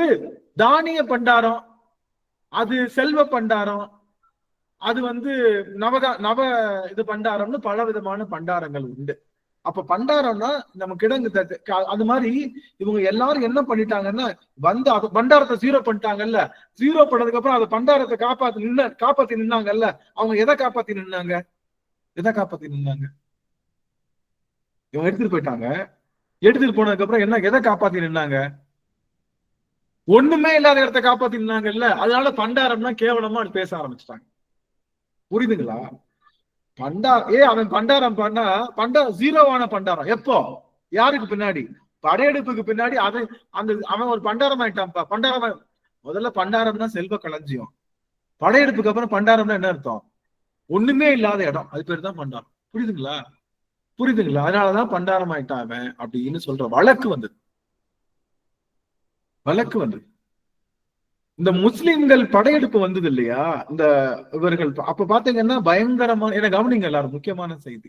ஏன்னா இதெல்லாம் சொல்லிட்டுதான் இங்க வர ஒரு செய்தி தெரிஞ்சதுக்காக. அவங்க படையெடுப்பு வந்ததுக்கு அப்புறம் என்ன சொன்னாங்கன்னா, யாரெல்லாம் இந்து சமயத்துல இருக்காங்களோ அவங்களுக்கு என்ன பண்ணாங்க? வரி விதிச்சாங்க. அவங்க சாப்பிட்றதுக்கு வரி, நடக்கிறதுக்கு வரி. இந்த வரிக்கு பயந்துகிட்டே எல்லாரும் என்ன ஆனாங்க? மற்றைய மதங்கள் மாறிட்டாங்க. வரிக்கு பயந்துகிட்டு, இவனோட அடிக்கு பயந்துகிட்டு, எல்லாத்துக்கும் பயந்துகிட்டு மதம் மாறினாங்க. ஆனா இத்தனையும் பொறுத்து கொண்டு நீ என்ன பண்ணாலும் சரி, வரி கட்டுவேன், என்ன பண்ணுவேன், என்ன பண்ணாலும் நான் இந்த சமயத்துல தான் இருப்பேன்னு நம்மளுடைய மூதாதையர்கள் இருந்தனால இன்னைக்கு நம்ம திருநீர் பூசம். இன்னைக்கு இந்த திருமுறை படிக்கிறோம். சப்போஸ் என் தாத்தா பயந்து போய் காசுக்கோ மிரட்டலுக்கோ பயந்து போய் அந்த பக்கம் போயிட்டாருன்னு வச்சுக்கோங்க, இன்னைக்கு நான் என்ன பண்ணிருப்பேன்? எனக்கு நெற்றியில திருநீர் கிடையாது. நான் ஏதோ ஒரு சமயத்துல வேற சமயத்துல உட்கார்ந்து போயிட்டு இருப்பேன். அப்போ நாம இன்னைக்கு திருநீர் பூசுறோம்னா நம்மளுடைய நெஞ்சு உரம் உடைய நம்மளுடைய மூதாதையர்கள் தான் இதுக்கு காரணம். அதெல்லாம் தெரிஞ்சுக்கணும். நம்ம மூதாதையர்களை போட்டணும். அப்ப என்ன பண்ணாங்கன்னா, சில பேரு மதமும், நல்லா கவனிங்க, முக்கியமான செய்தி, சில பேர் மதம் மாறவும் அவர்களுக்கு மனசு இல்ல. இவங்கிட்ட தப்பிக்கவும் செய்யணும். யாருகிட்ட வர்றானே அடிக்கடி குதிரை எடுத்து செக் பண்ணுவான். யார் யாரெல்லாம் வேற வேற மதங்கள் இருக்காங்களோ அவங்க எல்லாம் செக் பண்றதுக்காக வருவான். அப்படி வர்றப்ப அவங்கிட்டதும் தப்பிக்கின்றதுக்காக அவங்கள பார்த்த உடனே பக்கத்துல இருக்கிற குல்லா எடுத்து தலையில போடும். குல்லா எடுத்து தலையில போட்டா என்ன அர்த்தம்? நான் மதம் மாறிட்டேன், எனக்கு ஒண்ணும் செய்யாத அப்படின்னு சொல்றது. அவன் போனதுக்கு அப்புறம் குல்லாவை கட்டிடுது. அப்ப குல்லா போறதுன்னு என்ன அர்த்தம்? ஏமாத்துறது. இன்னைக்கு இந்த வார்த்தை இருக்கா? எனக்கு என்ன குல்லா போடுறியா சொல்றான், கேள்விப்பட்டீங்களா? எனக்கு என்ன குல்லா போட்டியா அப்படின்னா என்ன அர்த்தம்? ஏமாத்துறதுன்னு அர்த்தம். யாருக்கு? படையெடுப்புக்கு பின்னாடி வந்த வார்த்தைகள் இவைகள் எல்லாம். பண்டாரம் தவறான மொழியாகி போனதுக்கான காரணம் படையெடுப்புகளுக்கு அப்புறம். இதுக்கப்புறம் இன்னொன்னு சொல்லுவாங்க, கேள்விப்பட்டீங்களா? இதுக்கப்புறம் என்ன ஆச்சு? இதுக்கு முன்னாடி என்ன ஆச்சு? இப்பதான் வேற மதத்தவர்கள் வைணவம் மேலோங்கி இருந்தது. வைணவம் மேலோங்கி இருந்தது. வைணவர்கள் தவிர வேற யாராவது பார்த்தாங்கன்னா அவர்களுக்கு சவுக்கடி, அவர்களுக்கு துன்பம். அவர்கள் சைவராக இருந்தாங்கன்னா அவர்களுக்கு துன்பம் தருவதற்கு தயாராக இருந்தாங்க. அங்கேயும் அந்த மேற்பார்வை செய்கின்ற கண்காணி வருவான். வர்றப்போ நெத்தியில திருநீர் இருந்தா என்ன பண்ணுவான்? டார்ச்சர் பண்ணுவானேன்னு என்ன பண்றது? டபக்குன்னு எடுத்து நாமத்தை போட்டுறது. என்ன பண்றது? நெற்றியில நாமத்தை போட்டுறது. அதனாலதான் இன்னைக்கும் என்ன சொல்லுவாங்கன்னா, எனக்கு என்ன நாமத்தை போட்டியா அப்படின்னு என்ன அர்த்தம்? நாமத்தை போட்டேன்னு அர்த்தம். ஏமாத்துறையான்னு அர்த்தம். நீ ஏமாத்துறன்னு அர்த்தம். நாமத்தை போடுறது. நீ தெரிஞ்சுக்கோங்க, எல்லா சமயமும் அடுத்த சமயத்தை துன்புறுத்தி இருக்கு. சைவ சமயம் மட்டும் யாரையும் துன்புறுத்துறதே இல்லை. நீ சைவனாத்தான் மாறணும், நீ இதுவனாத்தான் மாறணும்னு யாருக்கும் எந்த போட்டதே இல்லை. அப்போ அந்த நாமம் போடுறது, குல்லா போடுறது, அதுக்கப்புறம் நம்ம பண்டாரம்னு சொல்லி தப்பா பண்டாரம்னா ஒண்ணுமே இல்லாதவன் சொல்றோம்ல, இது எல்லாமே எப்ப வந்ததுன்னா படையெடுப்புக்கு அப்புறமா வந்து. ஏங்க அந்த வைணவர்கள் மேலோங்கி இருக்கும்போது அந்த நம்ம எல்லாம் சுத்தி பாக்குறது யாருங்க? வைணவர்கள் தானே? வேற?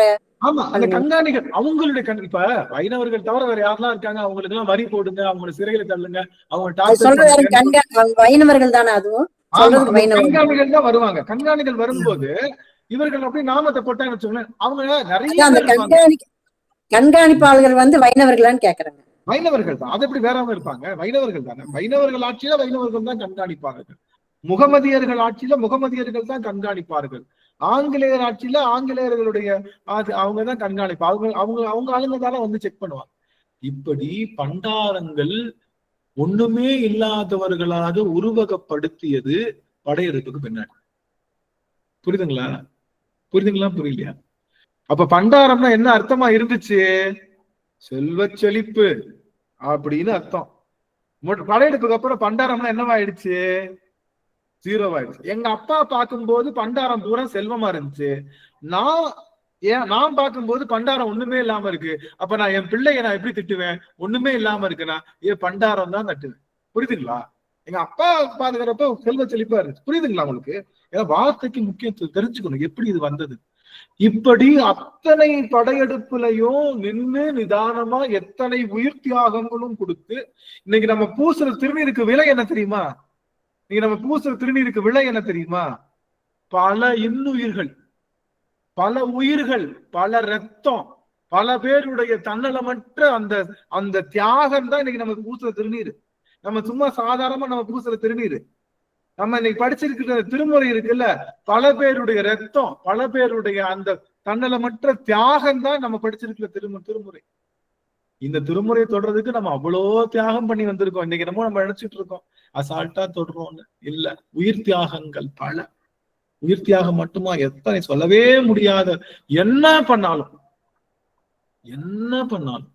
அவன் வந்தான். யாரு?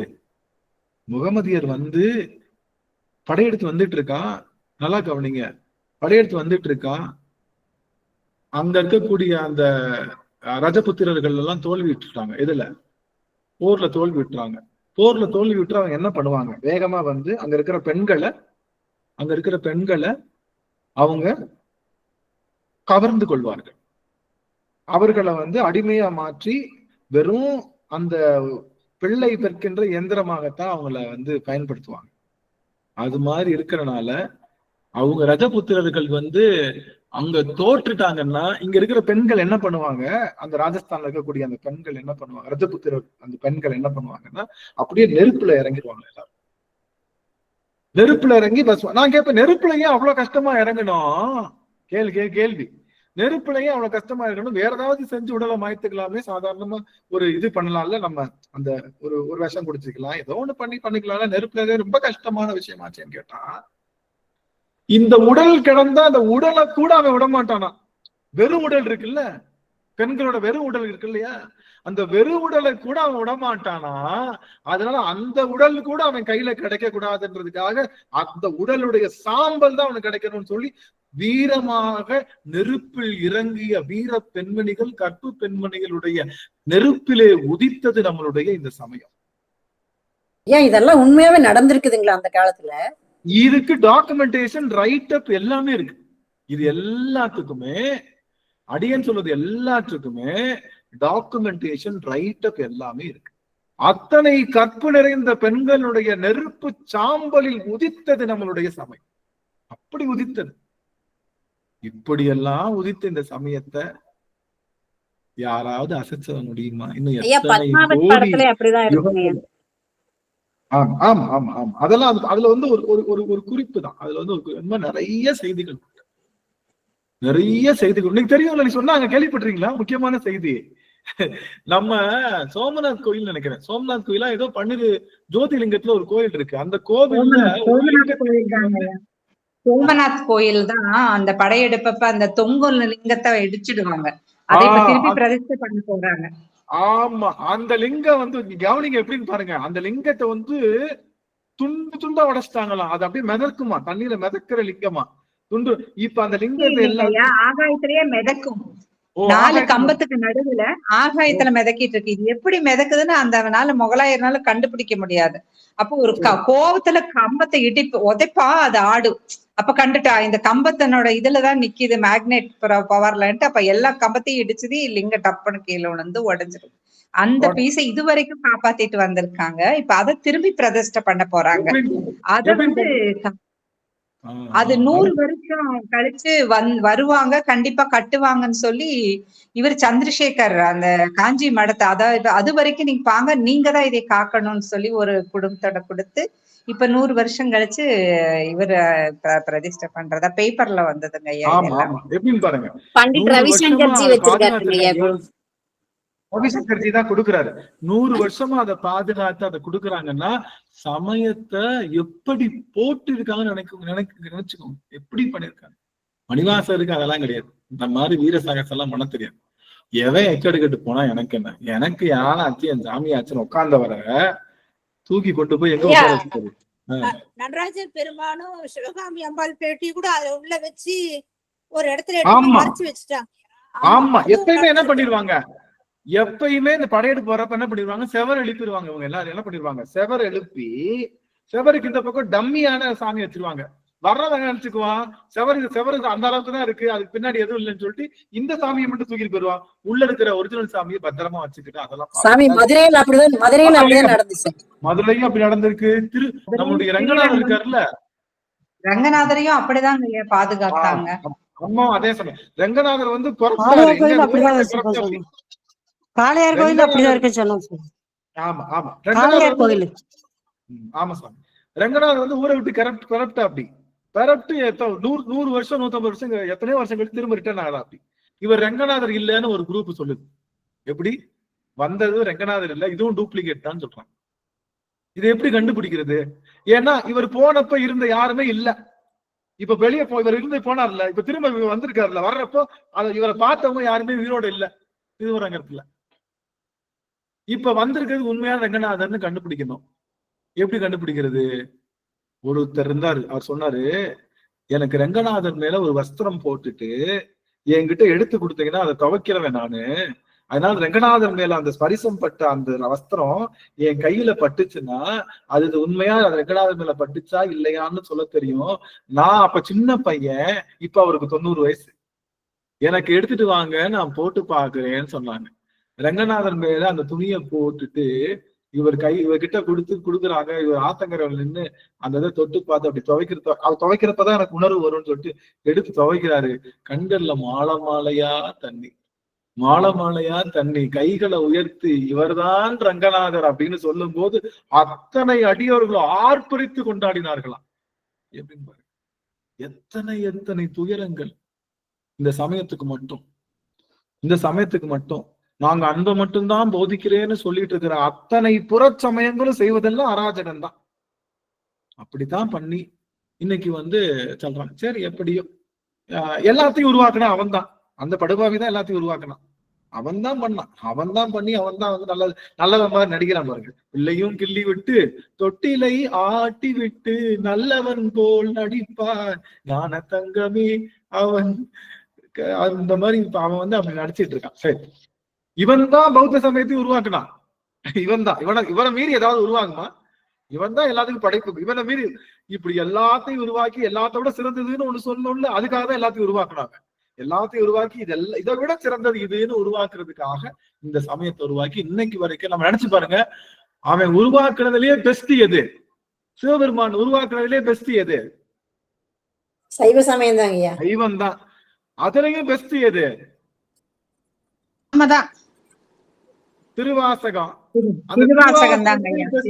திருவாசகத்தையும் பெஸ்ட் எதுன்னா ஒரு வரிய உட்கார்ந்து 3 மணி நேரம் சிந்திக்கிற திருவாசக சிந்தனை தான் நாம எல்லாத்தையும் விட ஒரு சிறந்த இடத்துல பெருமா நம்மளை கொண்டு வந்து சேர்த்திருக்கான். சரி சரி ஆடலாம். கொஞ்சம் எனக்கு பாத்தீங்களா டைம் ஆகி போச்சு. 2 நிமிஷம் தான் இருக்கா?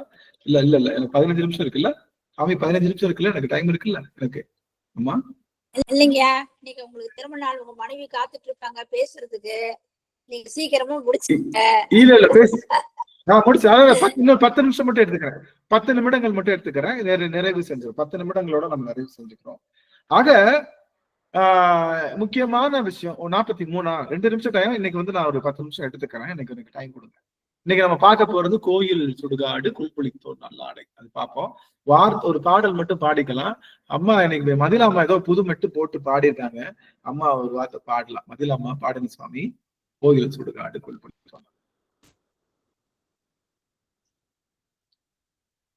கோயில் சுடுகாடு கொல்புலி தோல் நல்லாடை தாயுமிலி தந்தையிலி தான் தனியன் காணேடி தான் தனியன் காணேடி தாயுமிலி தந்தையிலி தான் தனியன் நாயிடினும் காயில் உலகட்டும் கல்பொடி கான் சாழலோ கல்பொடி கான் சாழலோ. ஆமா, அந்த கேள்வி கேட்கறதுக்கு ஒரு துவனி கொடுக்குறாங்க. கேள்வி கேட்கறதுக்கு ஒரு துவனியும் பதில் சொல்றதுக்கு ஒரு துவனியும் கொடுக்குறாங்க. அவ்வளவு அருமையா இருந்தது. நான் ரொம்ப ரசிச்சேன். அழகெல்லாம் முருகனே அருளெல்லாம் முருகனே. அது 2 மேல பூவாறு முகங்களிலே பேரருள் ஒளி வீசும் பாடுகையில் நலம் பாடும் வேலனவன். மேல 2 வேற கீழே வேற. அந்த மட்டும்தான். கோயில் சுடுகாடு கொள்பொலி தோல் நல்லாடை தாயுமிழி தந்தையிலி தான் தனியன் காணேடி தான் தனியன் காணேடி தாயுமிழி தந்தையிலி தான் தனியன் ஆயிடினும் காயில் உலகனைத்தும் கல்பொடி கான் சாழலோ கல்பொடி சாழலோ கல்பொடி கான் சாழலோ. சேர்ந்து பாடுங்க. எவ்வளவு அழகு அழகு அருமை அருகு. இன்னும் ஒருத்தவங்க பாடலாம். அடியார்களுக்கு ஒரு வாய்ப்பு. சுவாமி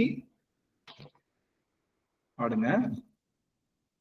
ஆமா பாடுங்க பாடுங்க பாடுங்க பாடுங்க. சிவா. கோயில் சுடுகாடு கொல்புளி தோல் நல்லாடே தாயமிலி தந்தையிலே தான் தனியன் காணேடி தான் தனியன் காணேடி தாயுமிலி தந்தையிலே தான் தனியன் ஆயிடினும் காயில் உலகணித்தும் கல்பொடியான் சாழலோ கல்பொடிகான் சாழலோ. திருச்சிற்றம்பலம். மகிழ்ச்சி மகிழ்ச்சி. இது நம்ம போறோம். சிவபெருமானுடைய கோவில் சுடுகாடு. அவனுடைய ஆடை கொல்புளித்தோல் நல்ல ஆடைன்னு சொல்லியாச்சு. போன தடவை ஆடை என்ன சொன்னாங்க? கோவணமா கட்டியிருக்கேன் சொன்னவங்க இதுல நம்ம சரவணையா கேட்டாரு, என்னங்க கோவணம் தான் சாமியோட ஆடைன்றீங்க, அடுத்ததுல பார்த்தா கொல்புளித்தோல் நல்ல ஆடைன்றாரு, என்ன எது நாங்க எடுத்துக்கிறது அப்படின்னாரு. அதுக்கு பதில் சொல்லுவோம். அதுக்கு முன்னாடி சந்திராமா ஒரு கேள்வி கேட்டாங்க, அதுக்கு பதில் சொல்லுவோம். அம்மா கேட்டாங்க, போன முறை நம்ம பார்த்தோம் வேதங்கள் தான் நம்மளுடைய இந்த உலக தோற்றத்திற்கு காரணமா இருக்கு அப்படின்னு சொன்னோம். வேதங்கள் என்பது என்ன அப்படின்னா நாதத்தினுடைய தொகுப்பு. நாதம்னா என்ன? சப்தம்.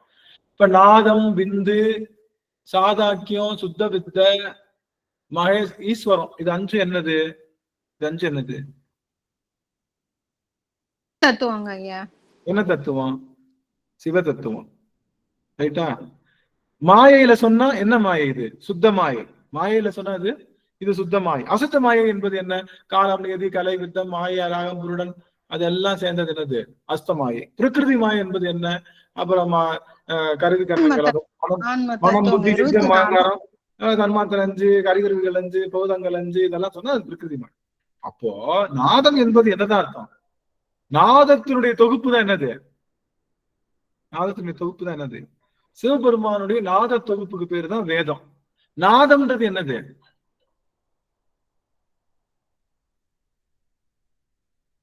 ஒளிங்கய்யா. இல்ல, மாயையில கேக்குறேன். மாயையில என்னது?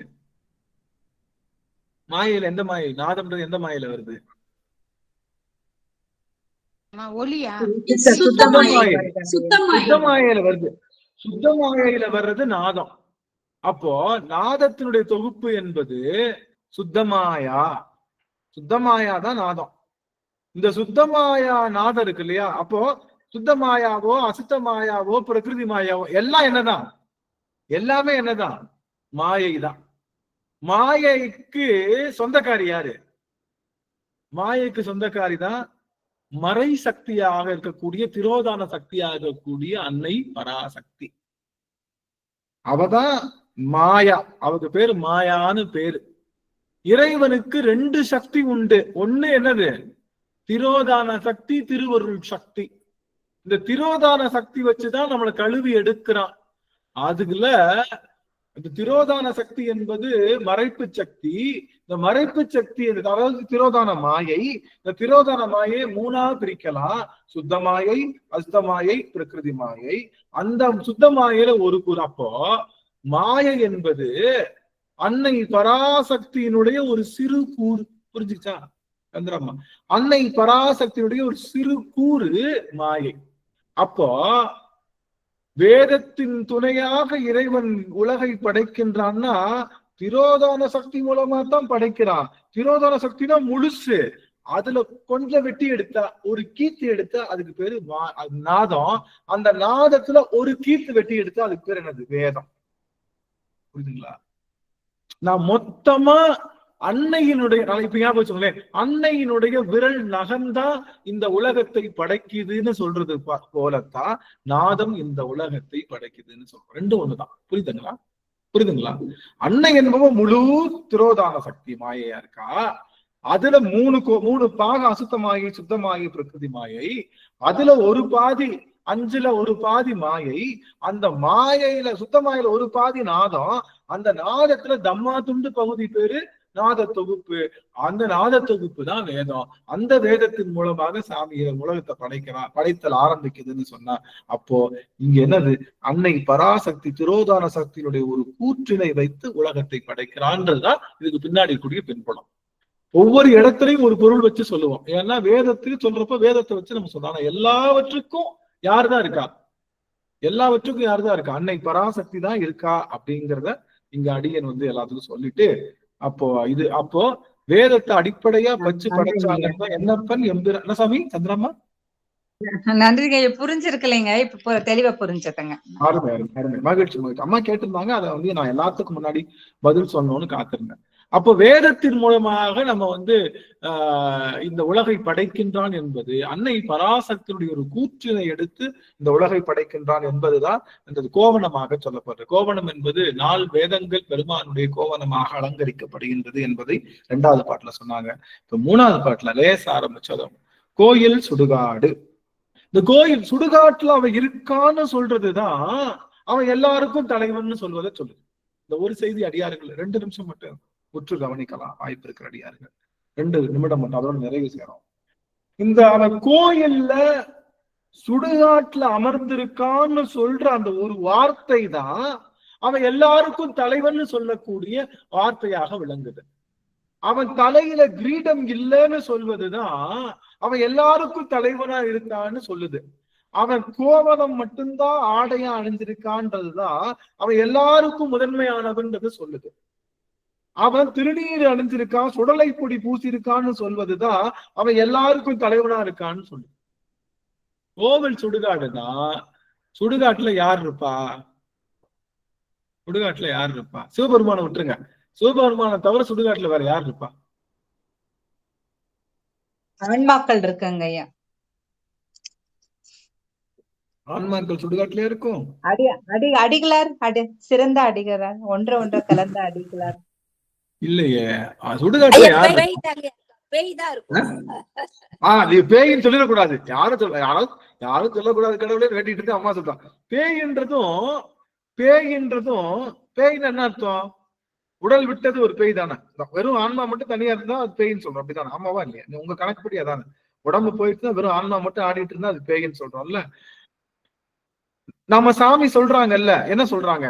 பேயாய், கணங்களாய், அசுரனாய், மனிதனாய், கல்லாய், அதுக்கப்புறம் அது பல்விருகமாய், பறவையாய், பாம்பாய், புல்லாய், பூடாய். இது எல்லாத்துலயும் வர்றது என்னதான்? புல்லு ஒரு உடம்பு, பல்விருகம் ஒரு உடம்பு, முனிவர் உடம்பு, தேவர்கள் உடம்பு, கணங்கள் உடம்பு. புரியுதுங்களா? அவர் சொன்ன அத்தனையும் இதுதான் உடம்பு. பேய்ங்கிறதும் ஒரு உடம்பு தான். உடம்பற்ற ஆன்மாவுக்கு பேரு பேய் கிடையாது. பேயின்றது ஷேப்லெஸ் பாடி. எப்படி இருக்கும்? நீங்க பாத்துருக்கீங்களா இந்த படம்? நீங்க இந்த தண்ணி ஒரு நம்ம இந்த விளம்பரம், இந்த விளம்பரம் இருக்குல்ல, நீங்க பெயிண்ட் விளம்பரம், அது என்னது? பெயிண்ட் விளம்பரம் எல்லாம் உருண்டு ஓடிக்கிட்டே இருக்கும் பாத்தீங்களா? ஷேப்லெஸ்ஸா ஓடிக்கிட்டே இருக்கும். அது சின்ன சின்ன உருண்டு ஓடும்ல, பாத்துருக்கீங்களா? அது என்னது? நிப்பான் பெயிண்டிங் விளம்பரத்துக்கு பாத்தீங்களா? குட்டி குட்டியா எல்லாம் உருண்டு ஓடிக்கிட்டே இருக்கும். ஷேப்லெஸ் பாடி. அதுக்கு பேரு தான் என்னது? ஷேப்லெஸ்.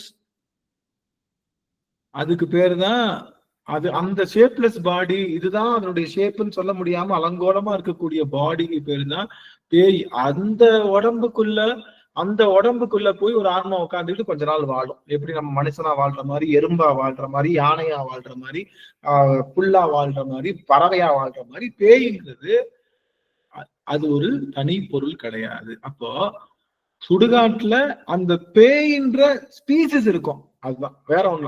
அந்த வடிவமுடைய ஒரு உடல் கொடுத்த உயிரினம் வாழ்ந்துகிட்டு இருக்கும். எப்படி எறும்பு வாழ்ந்துட்டு இருக்கோ அது மாதிரி அது ஒரு உயிரினம் வாழ்ந்துட்டு இருக்கு. உயிரினம் தான் இது, பேய் கிடையாது. ரைட்டா? ரைட். இப்ப இன்னொரு செய்தி என்னன்னா, சுடுகாட்டுல யார் இருப்பான்னா யாருமே இருக்க மாட்டாங்கன்னு அர்த்தம்.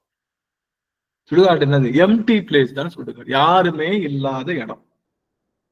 யாராவது இருப்பாங்களா சுடுகாட்டுல? வருவாங்க, வச்சு எரிப்பாங்க. எரிச்ச பொருள் எரிஞ்ச விஷயமும் என்னவாயிடும்? சாம்பலாயிடும். யார் இருப்பான்னா யாரும் இருக்க மாட்டாங்க. நீங்க கேட்கலாம், வெட்டியா இருந்து எரிச்சுக்கிட்டு இருப்பானே, அங்க வெட்டியா இருப்பானே, அங்க இருக்க எரிக்கிறவங்க எல்லாம் இருப்பாங்களே. அங்கதான் இருப்பாங்கன்னு சொன்னீங்கல்ல. அப்ப இல்ல நான் சிவபெருமான தவிர்த்துட்டு சொல்றேன். சிவபெருமான தவிர்த்துட்டு சுடுகாட்டுல யாரு சிவபெருமான் எங்க இருக்கிறாரோ அங்கதானே அடிகளாரும் இருப்பாங்க. ஆமா ஆமா ஆமா அதெல்லாம் உண்மை. நான் அதை சிவபெருமான் தவிர்த்துட்டேன். சிவபெருமானை தவிர்த்துட்டு சுடுகாட்டுல யார் இருப்பான்னு கேட்டா, சுடுகாடுக்கு என்ன டெபரேஷன்னா, யாரும் மற்ற இடம் பேரு தான் சுடுகாடு. யாரும் மற்ற இடம். எந்த உடலும் இல்லாத இடத்துக்கு பேர் என்னது? எந்த உடலும் இல்லாத இடத்துக்கு பேரு சுடுகாடுன்னு பேரு. அதுதான் அது சொல்றதுக்காகத்தான் அடி அந்த வார்த்தையை சொன்னேன். இந்த உலகம் என்ற பிரபஞ்சம் அழியும் போது எல்லாருடைய உடலும் போயிடும். ஆனா ஒருத்தனுடைய உடல் மட்டும் போகாது. ஏன்? அவனுடைய உடல் எதனால பண்ணப்பட்டது? சிவபெருமானுடைய உடல் எதனால பண்ணப்பட்டது? மாயையில பண்ணல. மாயையில பண்ணல. ஏன்னா மாயை ஒடுங்கிறோம். மாயை எல்லாத்தையும் ஒடுக்குறான்ல, ஒடுக்கிறோம். இவன் உடல் மட்டும் எதுல பண்ணப்பட்டது? சிவபெருமான் உடல் எதுல பண்ணப்பட்டது? அருள் அருள் ஐயா. அருள் திருமேனி. அவன் அருள் என்ற திருமேனி செய்யப்பட்ட அருளும் அவனும் பிரிக்கவே முடியாது. அருளை ஒடுக்கவே முடியாது, அன்பை ஒடுக்கவே முடியாது. சாமி, அன்புன்னு ஒண்ணு வந்து எப்படி பிளாஸ்டிக் வந்துருச்சுன்னா பிளாஸ்டிக் அழிக்க முடியுமா? ஒரு தடவை பிளாஸ்டிக் வந்துருச்சுன்னா பிளாஸ்டிக் அழிக்கவே முடியாதுன்னு சொல்றாங்களோ, அது போல அன்பு வந்துருச்சுன்னா அன்புக்கும் என்ன கிடையாது? அழிவு கிடையாது. சிவபெருமான போல. அதனாலதான் அன்பு அதிகமா பெருக்கிக்குங்கன்னு சொல்றது. அதிகமா பெருக்க அந்த பொருள் எப்படி? நீங்க தண்ணி நீச்சல் கத்துக்கப்ப என்ன பண்ணுவீங்க? முங்காத பொருள் மேல என்ன பண்ணுவோம்? நம்ம ஒரு மூழ்காத பொருள் மேல ஏறிக்கிட்டு நாம இருந்தோம்னா நம்மளும் என்ன பண்ண மாட்டோம்? மூழ்க மாட்டோம். அப்படிதான் மூழ்க மாட்டோம்ல. டயர் டியூபு, சொரக்காய் இதெல்லாம் கட்டிக்கிட்டு குதிச்சு என்ன பண்ணுவோம்? நீச்சல் கத்துறப்போ நம்ம மூழ்க மாட்டோம்ல. அது மாதிரி அழியாத அன்பை பற்றும் போது இந்த ஆன்மாவுக்கும் அழிவில்லாத ஆன்மா எப்பயும் அழியாது, மீண்டும் பிறக்கிறது மறைக்கிறது, அந்த மாத்தி மாத்தி வருது இல்லையா? அந்த மாதிரி தன்மை. அதனால அன்பை பெருக்கிக்கிட்டு அன்பை ஆன்மா குடிச்சுக்கிச்சுன்னா இந்த ஆன்மாவுக்கு என்ன கிடையாது? தண்ணியில மூழ்காது. அது போல மீண்டும் இந்த பிறப்புக்கு வாராது. அப்ப இறைவனுடைய திருமேனி அன்பு திருமேனி அருள் திருமேனியாக இருப்பதனால அவனுக்கு ஒடுக்கம் இல்ல. மற்ற எல்லா மேனிகளும் மாயையில உருவாக்குனால மாயைக்கு ஒடுக்கம் உண்டு. அப்ப அந்த மாயை ஒடுங்கி, அப்ப மாயை ஒடுங்கிருச்சுன்னா எல்லா உடல்களும் ஒடுங்கிரும். எல்லா உடல்களும் ஒடுங்கிய இடத்துக்கு பேரு சுடுகாடுன்னு பேரு. அது சின்ன சுடுகாடா இருக்கலாம், பெரிய சுடுகாடா இருக்கலாம். நம்ம வீட்டு பக்கத்துல உள்ள சின்ன சின்ன சுடுகாடு நம்ம சின்ன சின்ன உடல்கள்லாம் ஒடுங்குற இடம். பெரிய பிரளயம் வரும்ல, பெரிய பிரளயம்னா மொத்த பூமியை அழியும்ல. அப்ப மொத்த உடல்கள் இருக்காது. மொத்த உடல்கள் தான் நீங்க நம்ம நினைச்சிட்டு இருக்கோம். என்னை கவனிக்கல ஒரு நிமிஷம், என்னை கவனிக்கல. என்னன்னா நாம என்ன நினைச்சிட்டு இருக்கோம்? சுடுகாட்டுல அதுதான் சுடுகாடு. நம்ம கொல்லி வச்சிருக்கிறோம்ல, கொல்லின்னு என்னது? சின்ன சின்ன விறகு துண்டு போட்டு இருக்கிறோம்ல. அந்த விறகு துண்டு என்ன சாமி? விறகு துண்டு என்னது? விறகு துண்டு என்ன?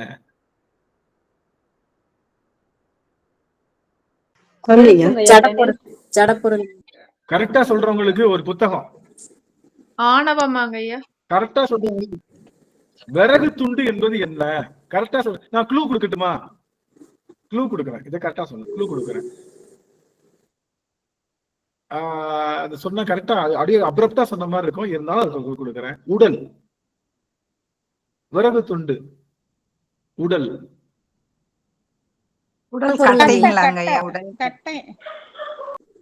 ஆணவமாங்கய்யா.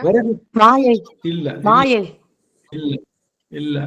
இந்த விறகு துண்டு என்பது மரத்தினுடைய உடல். ஆமாவா இல்லையா? மரம் என்ற உயிர் பொருளை வெட்டிட்டோம் அப்படின்னா அது என்னவாயிடுது? அது என்னவாயிடுச்சு சாமி? அந்த விறகு என்பது எது? விறகு என்பது எது? மரத்தினுடைய உடல். மரத்தினுடைய உடல். ஒத்துக்கிறீங்களா? உண்மையா? சைவ சித்தாந்தம் படிச்சிருந்தா இது ஈஸியா புரிஞ்சுக்கும். மரத்தினுடைய உடல் தான் விறகு. சரி, தர்பை புல் இருக்குல்ல, தர்பை புல்லு, அது என்னது? தர்பை புல்லோட உடல், ஆமாவா இல்லையா? தர்பை புல்லோட உடல், ஆமாவா இல்லையா? நீங்க யாக குண்டத்துல போட்டு நீங்க அதை எரிச்சு அது மேல நீங்க நெய்யெல்லாம் ஊத்தி எரிச்சீங்கன்னா அது நல்ல இடமா? மனிதனோட உடம்ப போட்டு மட்டும் எரிச்சா மட்டும் அது சுடுகாடாம். என்னங்க கதை? என்ன கதை எனக்கு புரியல. நீங்க யாக குண்டத்துல மாமரத்துக்கட்டையும் தேக்கங்கட்டையும் நீங்க சந்தன மரக்கட்டையும் போட்டு நெய்ய விட்டு தர்ப புல்ல போட்டு எரிச்சீங்கன்னா அந்த இடம் புனிதமான இடமா? அந்த இடம் தீட்ட கழிக்கிற இடமா? ஆனா அதே உடல் தான் மனிதனோட உடலை போட்டு எரிச்சா அது தீட்டு இருக்கிற இடமா? இது என்னங்க கூத்து? இது என்ன கூத்து? நீங்க தான் பதில் சொல்லியா. இது புனிதமா? எது? இந்த உடலை எரிக்கிறது புனிதமா? நமக்கு ரெண்டுமே உடல் தானே, நம்ம பொறுத்த வரைக்கும். ஆமா தானே? தர்பை புல் உடலா இல்லையா? தர்பை புல் உடலா இல்லை? எதனுடைய உடல்? தர்பை புல் என்ற உயிர் பொருளுடைய உடல். இல்லைங்க, நாங்க புடுங்கினதுக்கு அப்புறமும் வளருதுங்க, நாங்க வெட்டினதுக்கு அப்புறம் வரைவு வெட்டினதுக்கு அப்புறமும் வளருதுங்க. வளருதோ வளரலையோ அது அதனுடைய உடலா இல்லையா? உடல் உறுப்பா இல்லையா? நான் என்ன சொல்றேன், நீங்க வெட்டி எடுக்கிறீங்க, நாங்க போய் சொல்லி தாங்க பொறுக்கிறோம். நீங்க சொல்லி பொறுக்குறீங்களோ மரத்தையே வெட்டி அதை காய போட்டு பண்றீங்களோ என்னமோ ஒண்ணு, அது அதனுடைய உடல். அதுக்கப்புறம் திரும்ப உடல் எடுக்குது, உடல் எடுக்கல, அது உடல் தானே. தர்பை புல் உடல் தானே. நீங்க போடுற அந்த கரக்கட்டை மரக்கட்டை எல்லாமே உடல் தானே. இந்த உடலை எரிக்கின்ற இடம் நமக்கு புனிதமா? இந்த உடலை எரிக்கின்ற இடம் புனிதமற்ற இடமா? அது போனா அந்த இடத்துக்கு போனா தீட்டான். என்ன கதை இது? என்ன கதை? அப்போ நம்ம எப்படி பாக்குறோம்? புல்லாய் பூடாய் புழுவாய் மரமாயின்னு சொல்ற மாதிரி அந்த புல் பூண்டெல்லாம் எரிச்சா அது நல்லதான், கீழே இருக்கிற மனிதனை மட்டும் கொண்டு போய் எரிச்சா அது நமக்கு பிரச்சனைக்குரியதான். இப்ப புரியுதுங்களா? இந்த விஷயத்த நாம யாக குண்டத்துல வருகின்ற சாம்பலை எடுத்து நெத்தியில பூசுனா நல்லது கிடைக்குமா? ஆனா இதுவே உடல் அழிந்த இந்த உடல் பூசுல எடுத்து பூசுனா பேய் பிடிச்சுக்குமா? புத்தி மாறிடுமா? யாக குண்டத்துல விழுந்து நம்ம எழுந்து எந்திரிச்சோம்னா நமக்கு எல்லாமே வேடைக்கெல்லாம் கிடைக்குமா? இந்த சுடலை குண்டத்துல விழுந்து எந்திரிச்சா நமக்கு பயம் வருமா? அப்போ பாக்குற கண்ணோட்டம், சிவபெருமானுக்கு புல்லும் ஒண்ணுதான், எறும்பும் ஒண்ணுதான், நாயும் ஒண்ணுதான், இந்த மனுஷனும் ஒண்ணுதான். அவன் நிக்கிற எல்லாமே ஒன்னா பாக்குறதுனாலதான் நாம சுடுகாட்டு அரசன் என்று சொல்லுகின்ற பெருமான் அங்க நிக்கிறான். சுடுகாடு என்பது எந்த உடல்களும் இல்லாத இடம், எல்லா உடல்களும் சாம்பலாக இருக்கக்கூடிய இடத்துக்கு பேரு சுடுகாடு பேரு. சரி, தெரியாம கேட்கிறேன். அப்ப வேள்வி தீயில நம்ம போடுறோமே கட்டை, அதுக்கு பேரு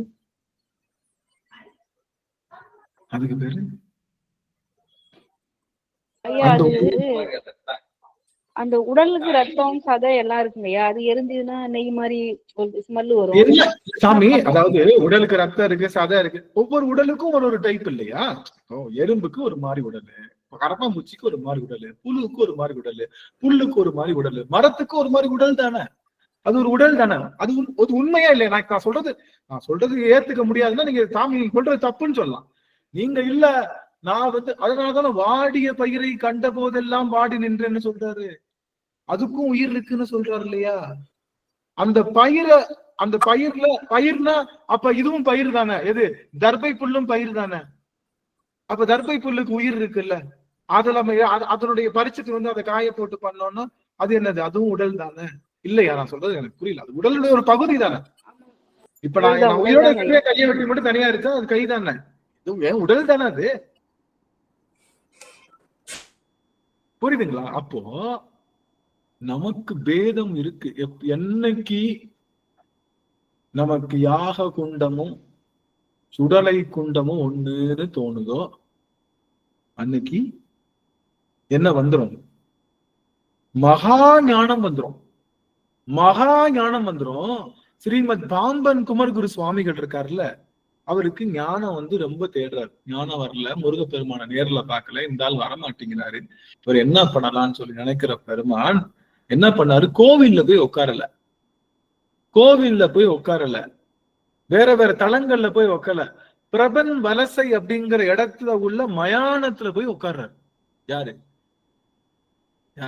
பாமன் சுவாமிகள் குருதாச சுவாமிகள் பிரபன் வலசையில இருக்கக்கூடிய அந்த இடத்துல அங்க இருக்கக்கூடிய சுடுகாட்டுல உட்கார்ந்துட்டாரு, குழி தோண்டி உட்கார்ந்துட்டாரு, மேல வச்சுட்டாரு, சொல்லிட்டாரு சீடர்கள்ட்ட, நான் எந்திரிச்சு வந்தேன்னா முருகனோட வருவேன், திறந்த ஞானத்தோட வருவேன், வரலைன்னா இங்கேயே பண்ண போட்டு மூடிடுங்கன்ட்டாங்க. அவர் உட்கார்றாரு, 3 நாள் உட்கார்றாரு, சாப்பாடு வைக்கிறாங்க, சாப்பிடுறாரு. 4வது நாள் வச்ச சாப்பாடு மேலேயே இருக்கு. உள்ள தீபம் எரியல, ஒண்ணும் எரியல, பயங்கர இருட்டு, சுடுகாடு, மயானம், எரிக்கிறாங்க, புதைக்கிறாங்க, எல்லாம் இருக்கு, எல்லா உடல்களும் இருக்கு. முதல்ல பயங்கரமான சப்தம் கேக்குது, பேயினுடைய அரற்றல் கேக்குது, எல்லாம் கேக்குது. எல்லாத்தையும் பார்த்து அப்படியே மனசுல இருக்கக்கூடிய அந்த வச்சு கொஞ்சம் கொஞ்சமா கடைசியில மனம் ஒடுங்குது, ஒண்ணுமே இல்லைன்னு. அப்படி ஒடுங்கும் போது ஒரு ஞானம் ஏற்படுது. ஞானத்தை ஏற்படுத்தின உடனே யார் வந்துட்டா? முருகன் வந்துட்டா. அங்க பாடப்பட்ட பாடல் பேரு தான் பகை கடிதல். அந்த 10 பாட்டு பாடிருக்காரு. பகை கடிதல் எங்க உட்கார்ந்து பாடினாரு? எங்க உட்கார்ந்து பாடினாரு? மயானத்துல சுடுகாட்டு மயானத்துல. மயான ஞானம்னு ஒரு ஞானம் உண்டு. மயான ஞானம்னு சொல்லுது. மயான ஞானம் அப்படின்னு ஒரு ஞானம் உண்டு. மயான ஞானம்னா அசையாத ஞானம்னு பேரு. எப்படி இந்த பணம் ஒரு இடத்துல பட்டு விழுந்ததுன்னா அசையாம அப்படியே இருக்கும், அது போல அது ஞானம் அப்படியே அசையாம இருக்கும். அசையாம இருந்தா அதுக்கு பேர் என்ன சாமி? சின்ன அசைவு கூட இல்லாம இருந்தா அதுக்கு பேர் என்னது? சரி, இதுக்காவது புக்கு கொடுப்போம். யாரு கரெக்டா சொன்னாலும் புக் கொடுப்போம். அசையாம இருந்தா அதுக்கு பேர் என்ன? இதுக்கு ஒரு புக் சொல்லுவாங்க. ஐயா ஜட பொருள் தப்பா சொல்றவங்க எனக்கு புக்கு தரணும்.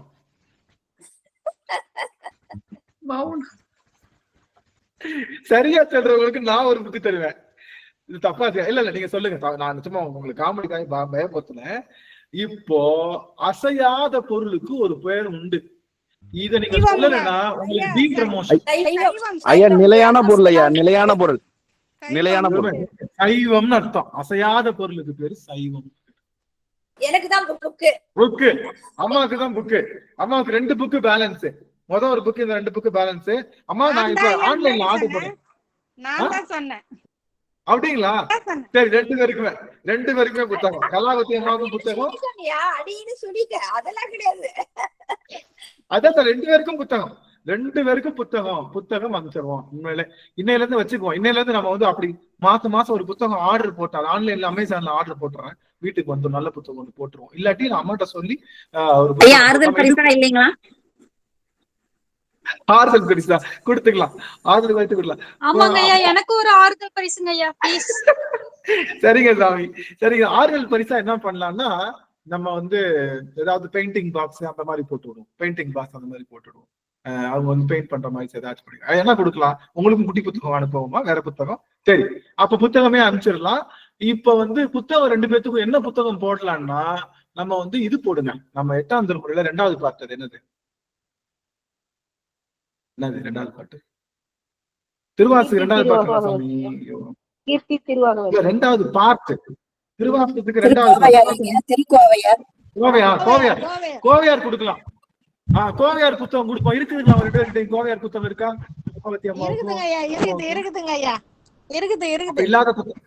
இல்லாத புத்தகம் அடியனுக்கு சொல்லுங்க. நம்ம அது புத்தகம் 12 திருமுறையே நம்ம குடும்பத்துல வச்சிருக்காங்க. 12 திருமுறையே இருக்கு. நான் எக்ஸ்பிளனேஷனா கேக்குறேன். எக்ஸ்பிளனேஷன் புக் இருக்கா? கோவையாருக்கு எக்ஸ்பிளனேஷன் புக் இருக்கா? எனக்கு கோவையார் படிக்கணும்னு ரொம்ப ஆசை உண்டு. அதனால கோவையார் நிறைய பரப்பணும்னு நினைச்சிருக்கேன்.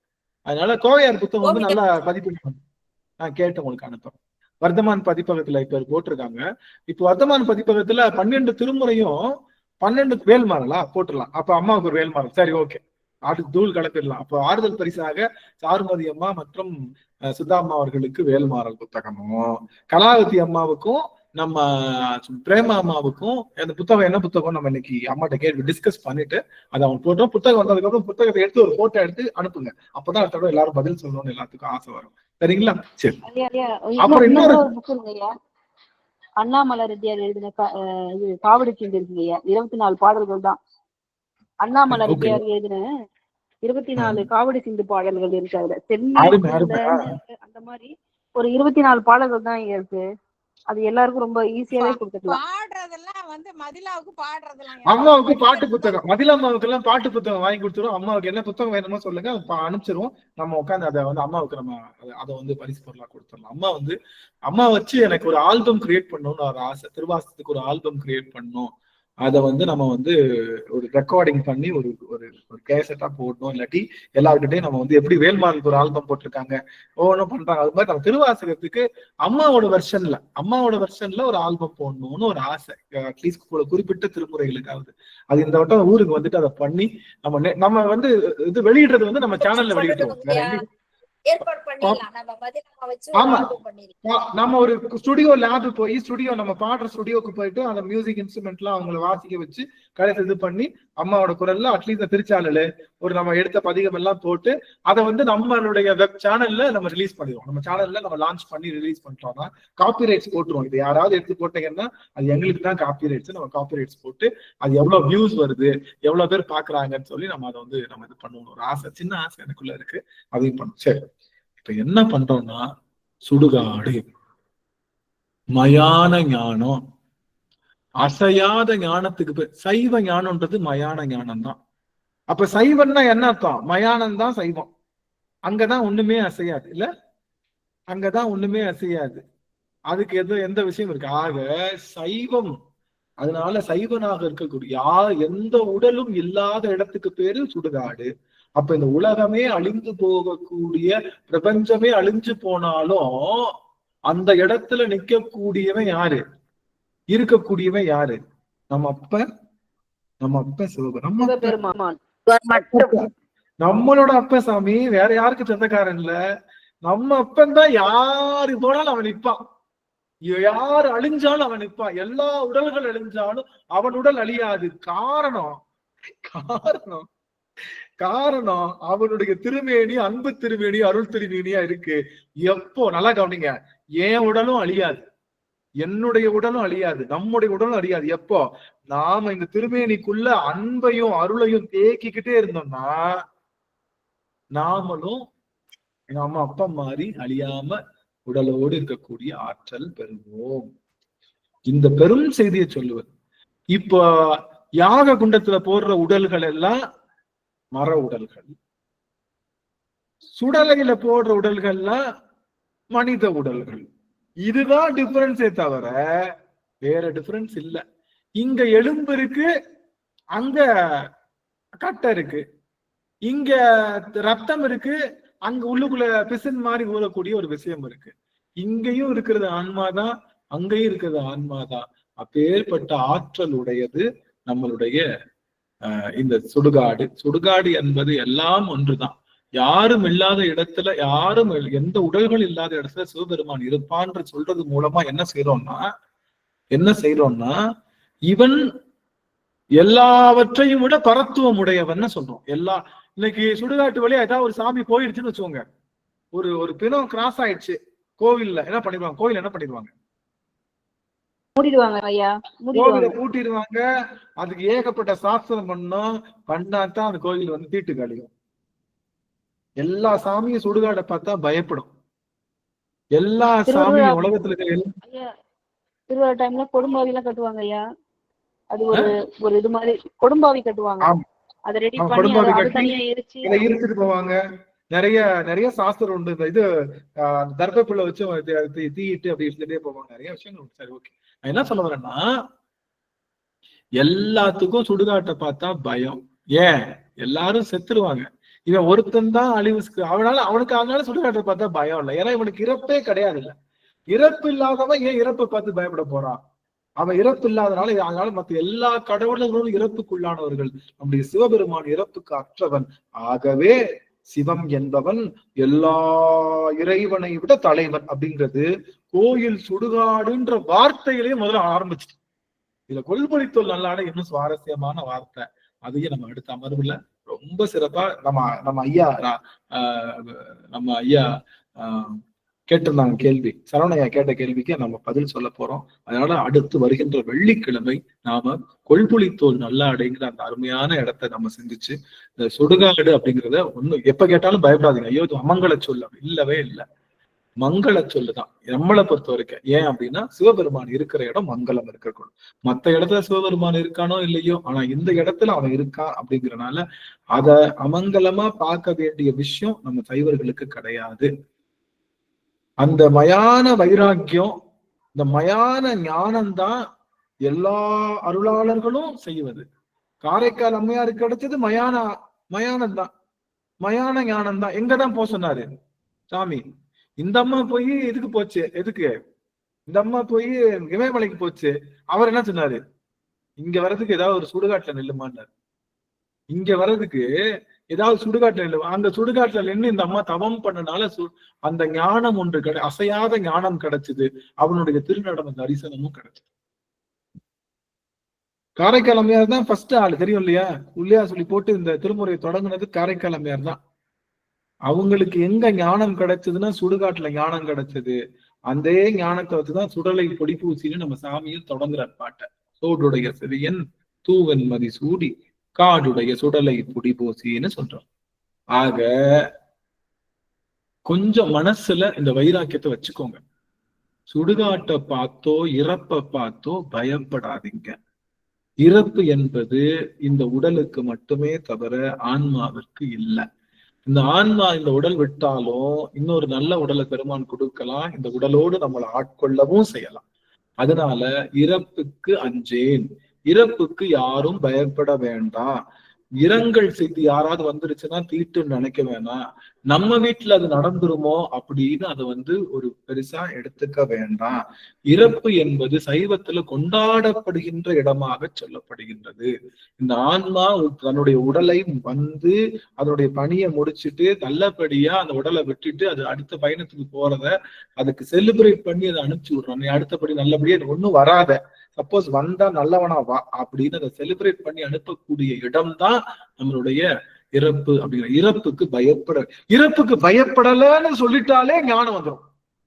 இறப்ப பார்த்தா எனக்கு பயம் இல்லை அப்படின்னு சொல்லிட்டாலே மகா மகா அசையாத ஞானம் என்பது வந்துவிடும். இந்த ஞானத்தை கொடுப்பதுதான் சைவனாகிய சிவபெருமானுடைய மிகச்சிறந்த இடம். இடத்துக்கு பயப்பட தேவையில்லை. இந்த உடம்பு போறதுனால ஒன்னும் ஆக போறதில்லை, ஒன்னும் இதாக போகுது அப்படிங்கிறத ரொம்ப அடிக்கடி சொல்லி சொல்லி இறைவனுடைய திருமேனிய நம்ம சரி பண்ணிக்கிறக்கூடிய இடம் தான். ஒரு நிமிஷம் சாமி, அடியார்கள் நிறுத்தி.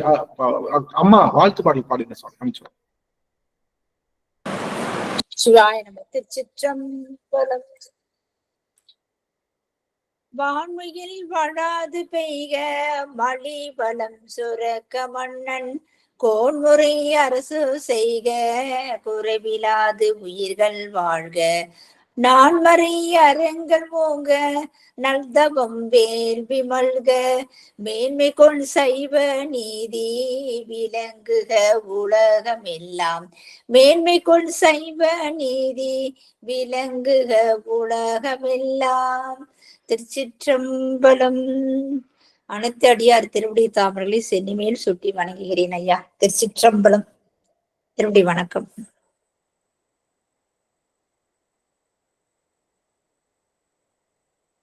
திருவடி வணக்கம். சிவாய நம. திருவடிகள் வணங்கிக்கிறங்கம்மா. சிவாய நம ஐயா. சாமி திருச்சிற்றம்பலம். ஒரே ஒரு நிமிடம், அடியார்கள் தங்களுடைய அனுபவங்களை சொல்லிட்டு போகலாம். யாராவது தங்களுடைய கருத்துக்களை பதிவு செய்யலாம். ஐயா, வேள்வியில போடுற பொருள்கள் எப்படி சிவனை போய் அடையுதோ அதே மாதிரி சுடலையில போடுற நம்ம உடம்பும் சிவனை போய் அடையும் சொல்லிருக்கீங்க. அவள் பாகமா அவர் ஏத்துக்கிறாருல்ல சிவன், அதே மாதிரி நம்மளையும் ஏத்துப்பாரு அப்படின்னு.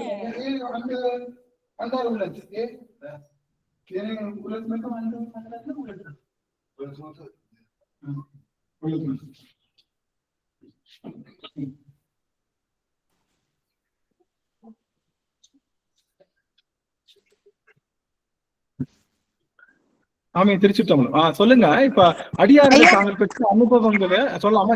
அம்மா கேட்டேன். அப்போ அருமை. அதாவது நமக்கு பாகுபாடு வரக்கூடாதுன்னு சொல்ல வர. நமக்கு எந்த உடல் அடிச்சாலும் எல்லாமே சுடுகாடுதான். நாம இந்த உடலை அடிச்சா அது புனிதம், அது வேள்வின்றோம். அந்த உடலை அடிச்சா அது ஐயோ அது கத்திட்டு அந்த இடத்துக்கு போகாதீங்கன்றோம். எல்லாமே ஒண்ணுதான் அப்படிங்கிற அந்த ஞானம் வந்து பெறுதல் ரொம்ப நல்ல விஷயம். மகிழ்ச்சி. அம்மா அம்மா பிரேமா அம்மா. ஐயா எல்லாமே பயம், மரணத்தை கண்டு பயப்படக்கூடாது. இது நல்லா தெரிஞ்சுக்கிட்டோங்கய்யா. மரணத்தை கண்டு பயப்படக்கூடாது. ஏன்னா நம்ம கடைசியில போகிறது அதுதான். இருந்தாலும் அதை எதிர்நோக்கி நம்ம சந்தோஷமா வரவேற்கணும். இதான் காலகட்டம் அப்படின்னு தெரிஞ்சுக்கிட்டு நம்ம அந்த முடிவை எதிர்பார்த்து சந்தோஷமா வரவேற்கணும். ஐயோ மரண பயம் வந்துச்சு, நமக்கு என்ன ஆக போதோ நாளைக்கு அப்படின்னு அந்த பயம் இல்லாம பெரும்பாலும் இருக்கிறாரு, நம்ம ஏன் அதை பயப்படணும் அப்படின்னு வந்துருச்சுங்கய்யா. எப்போ வந்துருச்சு நீங்க சொல்லக்குள்ள சொல்லணும்னு தோணுச்சுங்கய்யா. சிவாயனையா. மகிழ்ச்சி மகிழ்ச்சி மகிழ்ச்சி. அம்மா சொன்ன மாதிரி அந்த மனப்பக்குவத்துக்கு நம்ம தயாராக, நீங்க சொல்ல சொல்ல அதை கேட்டோம்னா அந்த மனப்பக்குவம் வந்துருங்க ஐயா. சொல்ல சொல்ல கேட்க அந்த அந்த பக்குவம் வந்துரும். கேட்கலாம் வராது, உண்மையிலேயே கேட்டாதான் வரும், இல்லைன்னா பயம்தான் வரும். அதை கேட்டு கேட்டு கேட்டு இந்த மனப்பக்குவ நிலைக்கு வந்துடும். அம்மா சொன்னது எனக்கு 100% கரெக்ட். பிரேமா சொன்னாங்க அந்த மனப்பக்குவம் நம்ம வந்துடணும். அதனால உங்கள்ட்ட அந்த கிளாஸ் கேட்க வந்துருச்சுங்க. பாதி வந்துட்டு இப்பத்துக்கு இன்னும் கொஞ்சம் வரணும். கண்டிப்பா வருவார் கண்டிப்பா. பாதி இல்ல பதிலாமா, பாதி இல்ல முழுமையா அடைஞ்சிட்டோன்னு சொல்லுங்க. இல்ல அம்மா இல்ல உண்மையிலேயே கொஞ்சம் அது கொஞ்சம் இது கொஞ்சம் பயமா தான் இருக்குல்ல. அது வந்துடும், கேட்க வரும். அம்மா ஐயா அவங்க சொன்னாங்க, நம்ம ஐயா சத்யநாராயண ஐயா கை உயர்த்தினாங்க. ஐயா இருக்காங்களா? வணக்கம் ஐயா, உங்களுக்கு திருமண நாள் நல்வாழ்த்துக்களை சொல்றேன், மறந்துட்டேன். நன்றிங்க சுவாமி. நன்றிங்க சுவாமி. தூரம் இருந்தாலும் சேர இருந்து நல்ல அம்மாட்ட போய் முதல்ல பேசுங்க.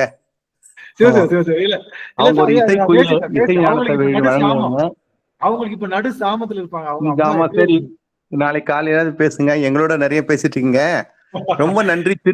திருமுறையே சைவ நெறி கருணை நினைவூட்டினீங்க. அதுல வேதம் 4னும் மெய்ப்பொருளாவது. இவங்க சொல்ற இந்த ரிக்கு வேதத்துக்கு மேம்பட்டது திருமுறைன்றது திருஞானசம்பந்தர் சொல்றாரு. இது இன்னைக்கு அப்படியே நினைவுல கொண்டு வந்துட்டீங்க நீங்க. அந்த காயத்ரி மந்திரம் சொல்லும் பொழுது அவர் துஞ்சல்னு பாடினாரு. நற்றமிழ் ஞான சம்பந்தன் தமிழுக்கு அவரை மாதிரி செய்தது வந்து, அதுக்கப்புறம் திருவாசகம் வந்து ஞான பணுவல், அது சொல்லவே வேண்டாம். இதெல்லாம் நீங்க கொண்டு வந்து திருமுறையை அப்படியே கண் முன்னாடி கொண்டு வந்துட்டீங்க. பண்ணி திருமுறை அப்படியே. ரொம்ப நன்றி ஐயா. நன்றிங்க சுவாமி. இன்னும் ஒரு அடிவருக்கு வாய்ப்பு, அதோட நிறைவு செய்யலாம். யாராவது தங்களுடைய பதிவுக்கு ஐயா திருமண நாள் வாழ்த்துக்கள்ங்க ஐயா. நன்றிங்க சாமி. நன்றி நன்றி. நமச்சிவாயம். நன்றிங்கம்மா கவிதாம்மா. சாமி சொல்லுங்க. நீங்க சொன்னீங்கல்ல, இந்த உடல் இந்த ஆன்மா இந்த உடல் எடுத்து தான் செய்ய வேண்டிய கடமைகளை எல்லாம் செஞ்சுட்டு இனி அடுத்த ஆன்மாவோட அடுத்த உடலுக்கு போய் இந்த ஆன்மா சேர்ந்து வேற ஏதாவது நல்ல விஷயம் செய்யும் அப்படின்னு சொன்னீங்க இல்லைங்கய்யா. அது ரொம்ப அருமையா இருந்துச்சுங்கய்யா. இன்னைக்கு வந்து ஒரு நல்ல ஒரு புரிதலோட இந்த கிளாஸ் நான் ரொம்ப என்ஜாய் பண்ணி இது பண்ணுங்க ஐயா. ரொம்ப ரொம்ப நன்றிங்க. கவிதா அம்மா ரொம்ப மகிழ்ச்சி சாமி. ரொம்ப மகிழ்ச்சி. உருகி கேக்குறீங்க. ரொம்ப ரொம்ப மகிழ்ச்சிங்க சாமி. ஜானகி அம்மா வரமாட்டாங்க. அம்மாவோட நிறைவு செய்யணும். திருமண நாள் வாழ்த்துக்கள்ங்க ஐயா. அது சொல்றதுக்கு நன்றி நன்றி. எல்லா சிறம் தாழ்ந்த ரொம்ப வாழ்த்து மழை showered with blessing and wishes சொல்லலாம். அந்த அளவுக்கு மழை, அந்த வாழ்த்து மழையிலேயே இன்றைய முழுவதும். பாலசுப்ரமணியன் ஐயா சுவாமி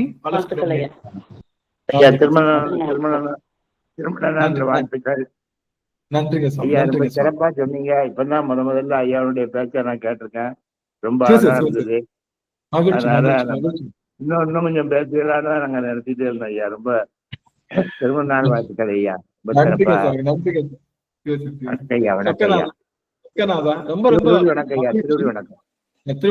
மகேஷ் ஐயா சுவாமி. வாழ்த்துக்கள் ஐயா. ஐயா திருமண நாள் நல்வாழ்த்துக்கள்ங்க ஐயா. நன்றிங்க சுவாமி. நன்றிங்க சுவாமி. அடியார்கள் இருங்க, நம்ம நிறைவு பாடல் பாடிட்டு போயிடலாம். உங்களுக்கு திருமண வாழ்த்துக்கள்ங்களா? சாந்திகா சொல்லிட்டு அவங்களுக்கு வாழ்த்த வயதுலன்ட்டு சந்தோஷம் சொன்னேன். உங்களுக்கு எனக்கு தெரியல. சிவா பல்லாண்டு பல்லாண்டு பல கோடி 100,000 சிவா வாழ்த்துக்கள். சுவாமி நம்ம நிறைவு செய்யலாம். அடியார்களுக்கு ஏதாவது மகேஷ் சுவாமி. ஐயா இன்னைக்கு நான் 2 விஷயம் நான் அதிர்ச்சியா இருக்கிறேன் ஐயா. ஒண்ணு வந்து செத்திலாபத்துல 3வது பாடல்ல அந்த சங்கரா அப்படின்ற ஒரு அந்த இடத்துக்கு மட்டும் நீங்க விளக்கம் சொல்லும் போது எனக்கு என்ன பேசுறது என்ன செய்யுதுன்னு தெரியல. ஒரு அதிர்ச்சியில நின்று இருந்தேன். அந்த சங்கரான்ற அந்த விளக்கம், அந்த பேருக்கான விளக்கம் அதே போல இன்னைக்கு நீங்க சொல்றீங்க, இந்த நம்ம சுடுகாட்டுக்கு போகும்போது கோவில்லாம் மூடுறோம், கோவில் மூடிய சொல்லிடுவாங்க, பிள்ளையார் கோயிலாம் மூடிடுப்பா அப்படின்வாங்க. நாங்க இருக்கக்கூடிய ஏரியால இப்ப நீங்க சொல்லும் போது யோசிக்கிறேன், அப்போ அதுவும் உடம்பு, விறகு வெட்டுறோம், மரம் வெட்டுறோம், அதுவும் உடம்பு. நான் இன்னும் அதுல எனக்கு இன்னும் பதில் சொல்ல கூட எனக்கு தெரியலையா, அப்படியே ஒரு திகைச்சு போய் நிக்கிறேன் நானு. இன்னைக்கு அப்படி ஒரு யாக போட்டு எரிச்சா மட்டும் யாகமா, இதை இங்க போட்டு வச்சா அது சுடுகாடா? என்ன அப்படின்னு கேக்குறாங்க. எனக்கு இந்த கேள்விக்கு எனக்கு அப்படியே திகைச்சு நிக்கிறேன். நியாயமான கேள்வி, இதுக்கு நம்ம என்ன நினைக்கிறது? எனக்கு அதாவது அடுத்த திசைக்கு சிந்தனைக்கே போல என்னுடைய மைண்டு. அப்படியே திகைச்சு போய் நிக்குது. அருமையான வகுப்புங்க இன்னைக்கு, அருமையான வகுப்புங்க. நன்றிங்க. சொக்கநாதா, சரி மகிழ்ச்சி. நம்ம நிறைவு செஞ்சிடலாம் சாமி. இன்றைய தினம் நிறைவு செய்யும் முகமாக அம்மா சுசிலா அம்மா அவர்கள் வாழ்த்து பாடம் ஆர்வி தொடர்ந்து ஒரு பாட முடியுமா? சுசிலா செல்வ கணபதி அம்மா. அம்மா சுவாமி படிக்கவா? ஐயா பாலசுப்ரமணியம் படிங்க சுவாமி.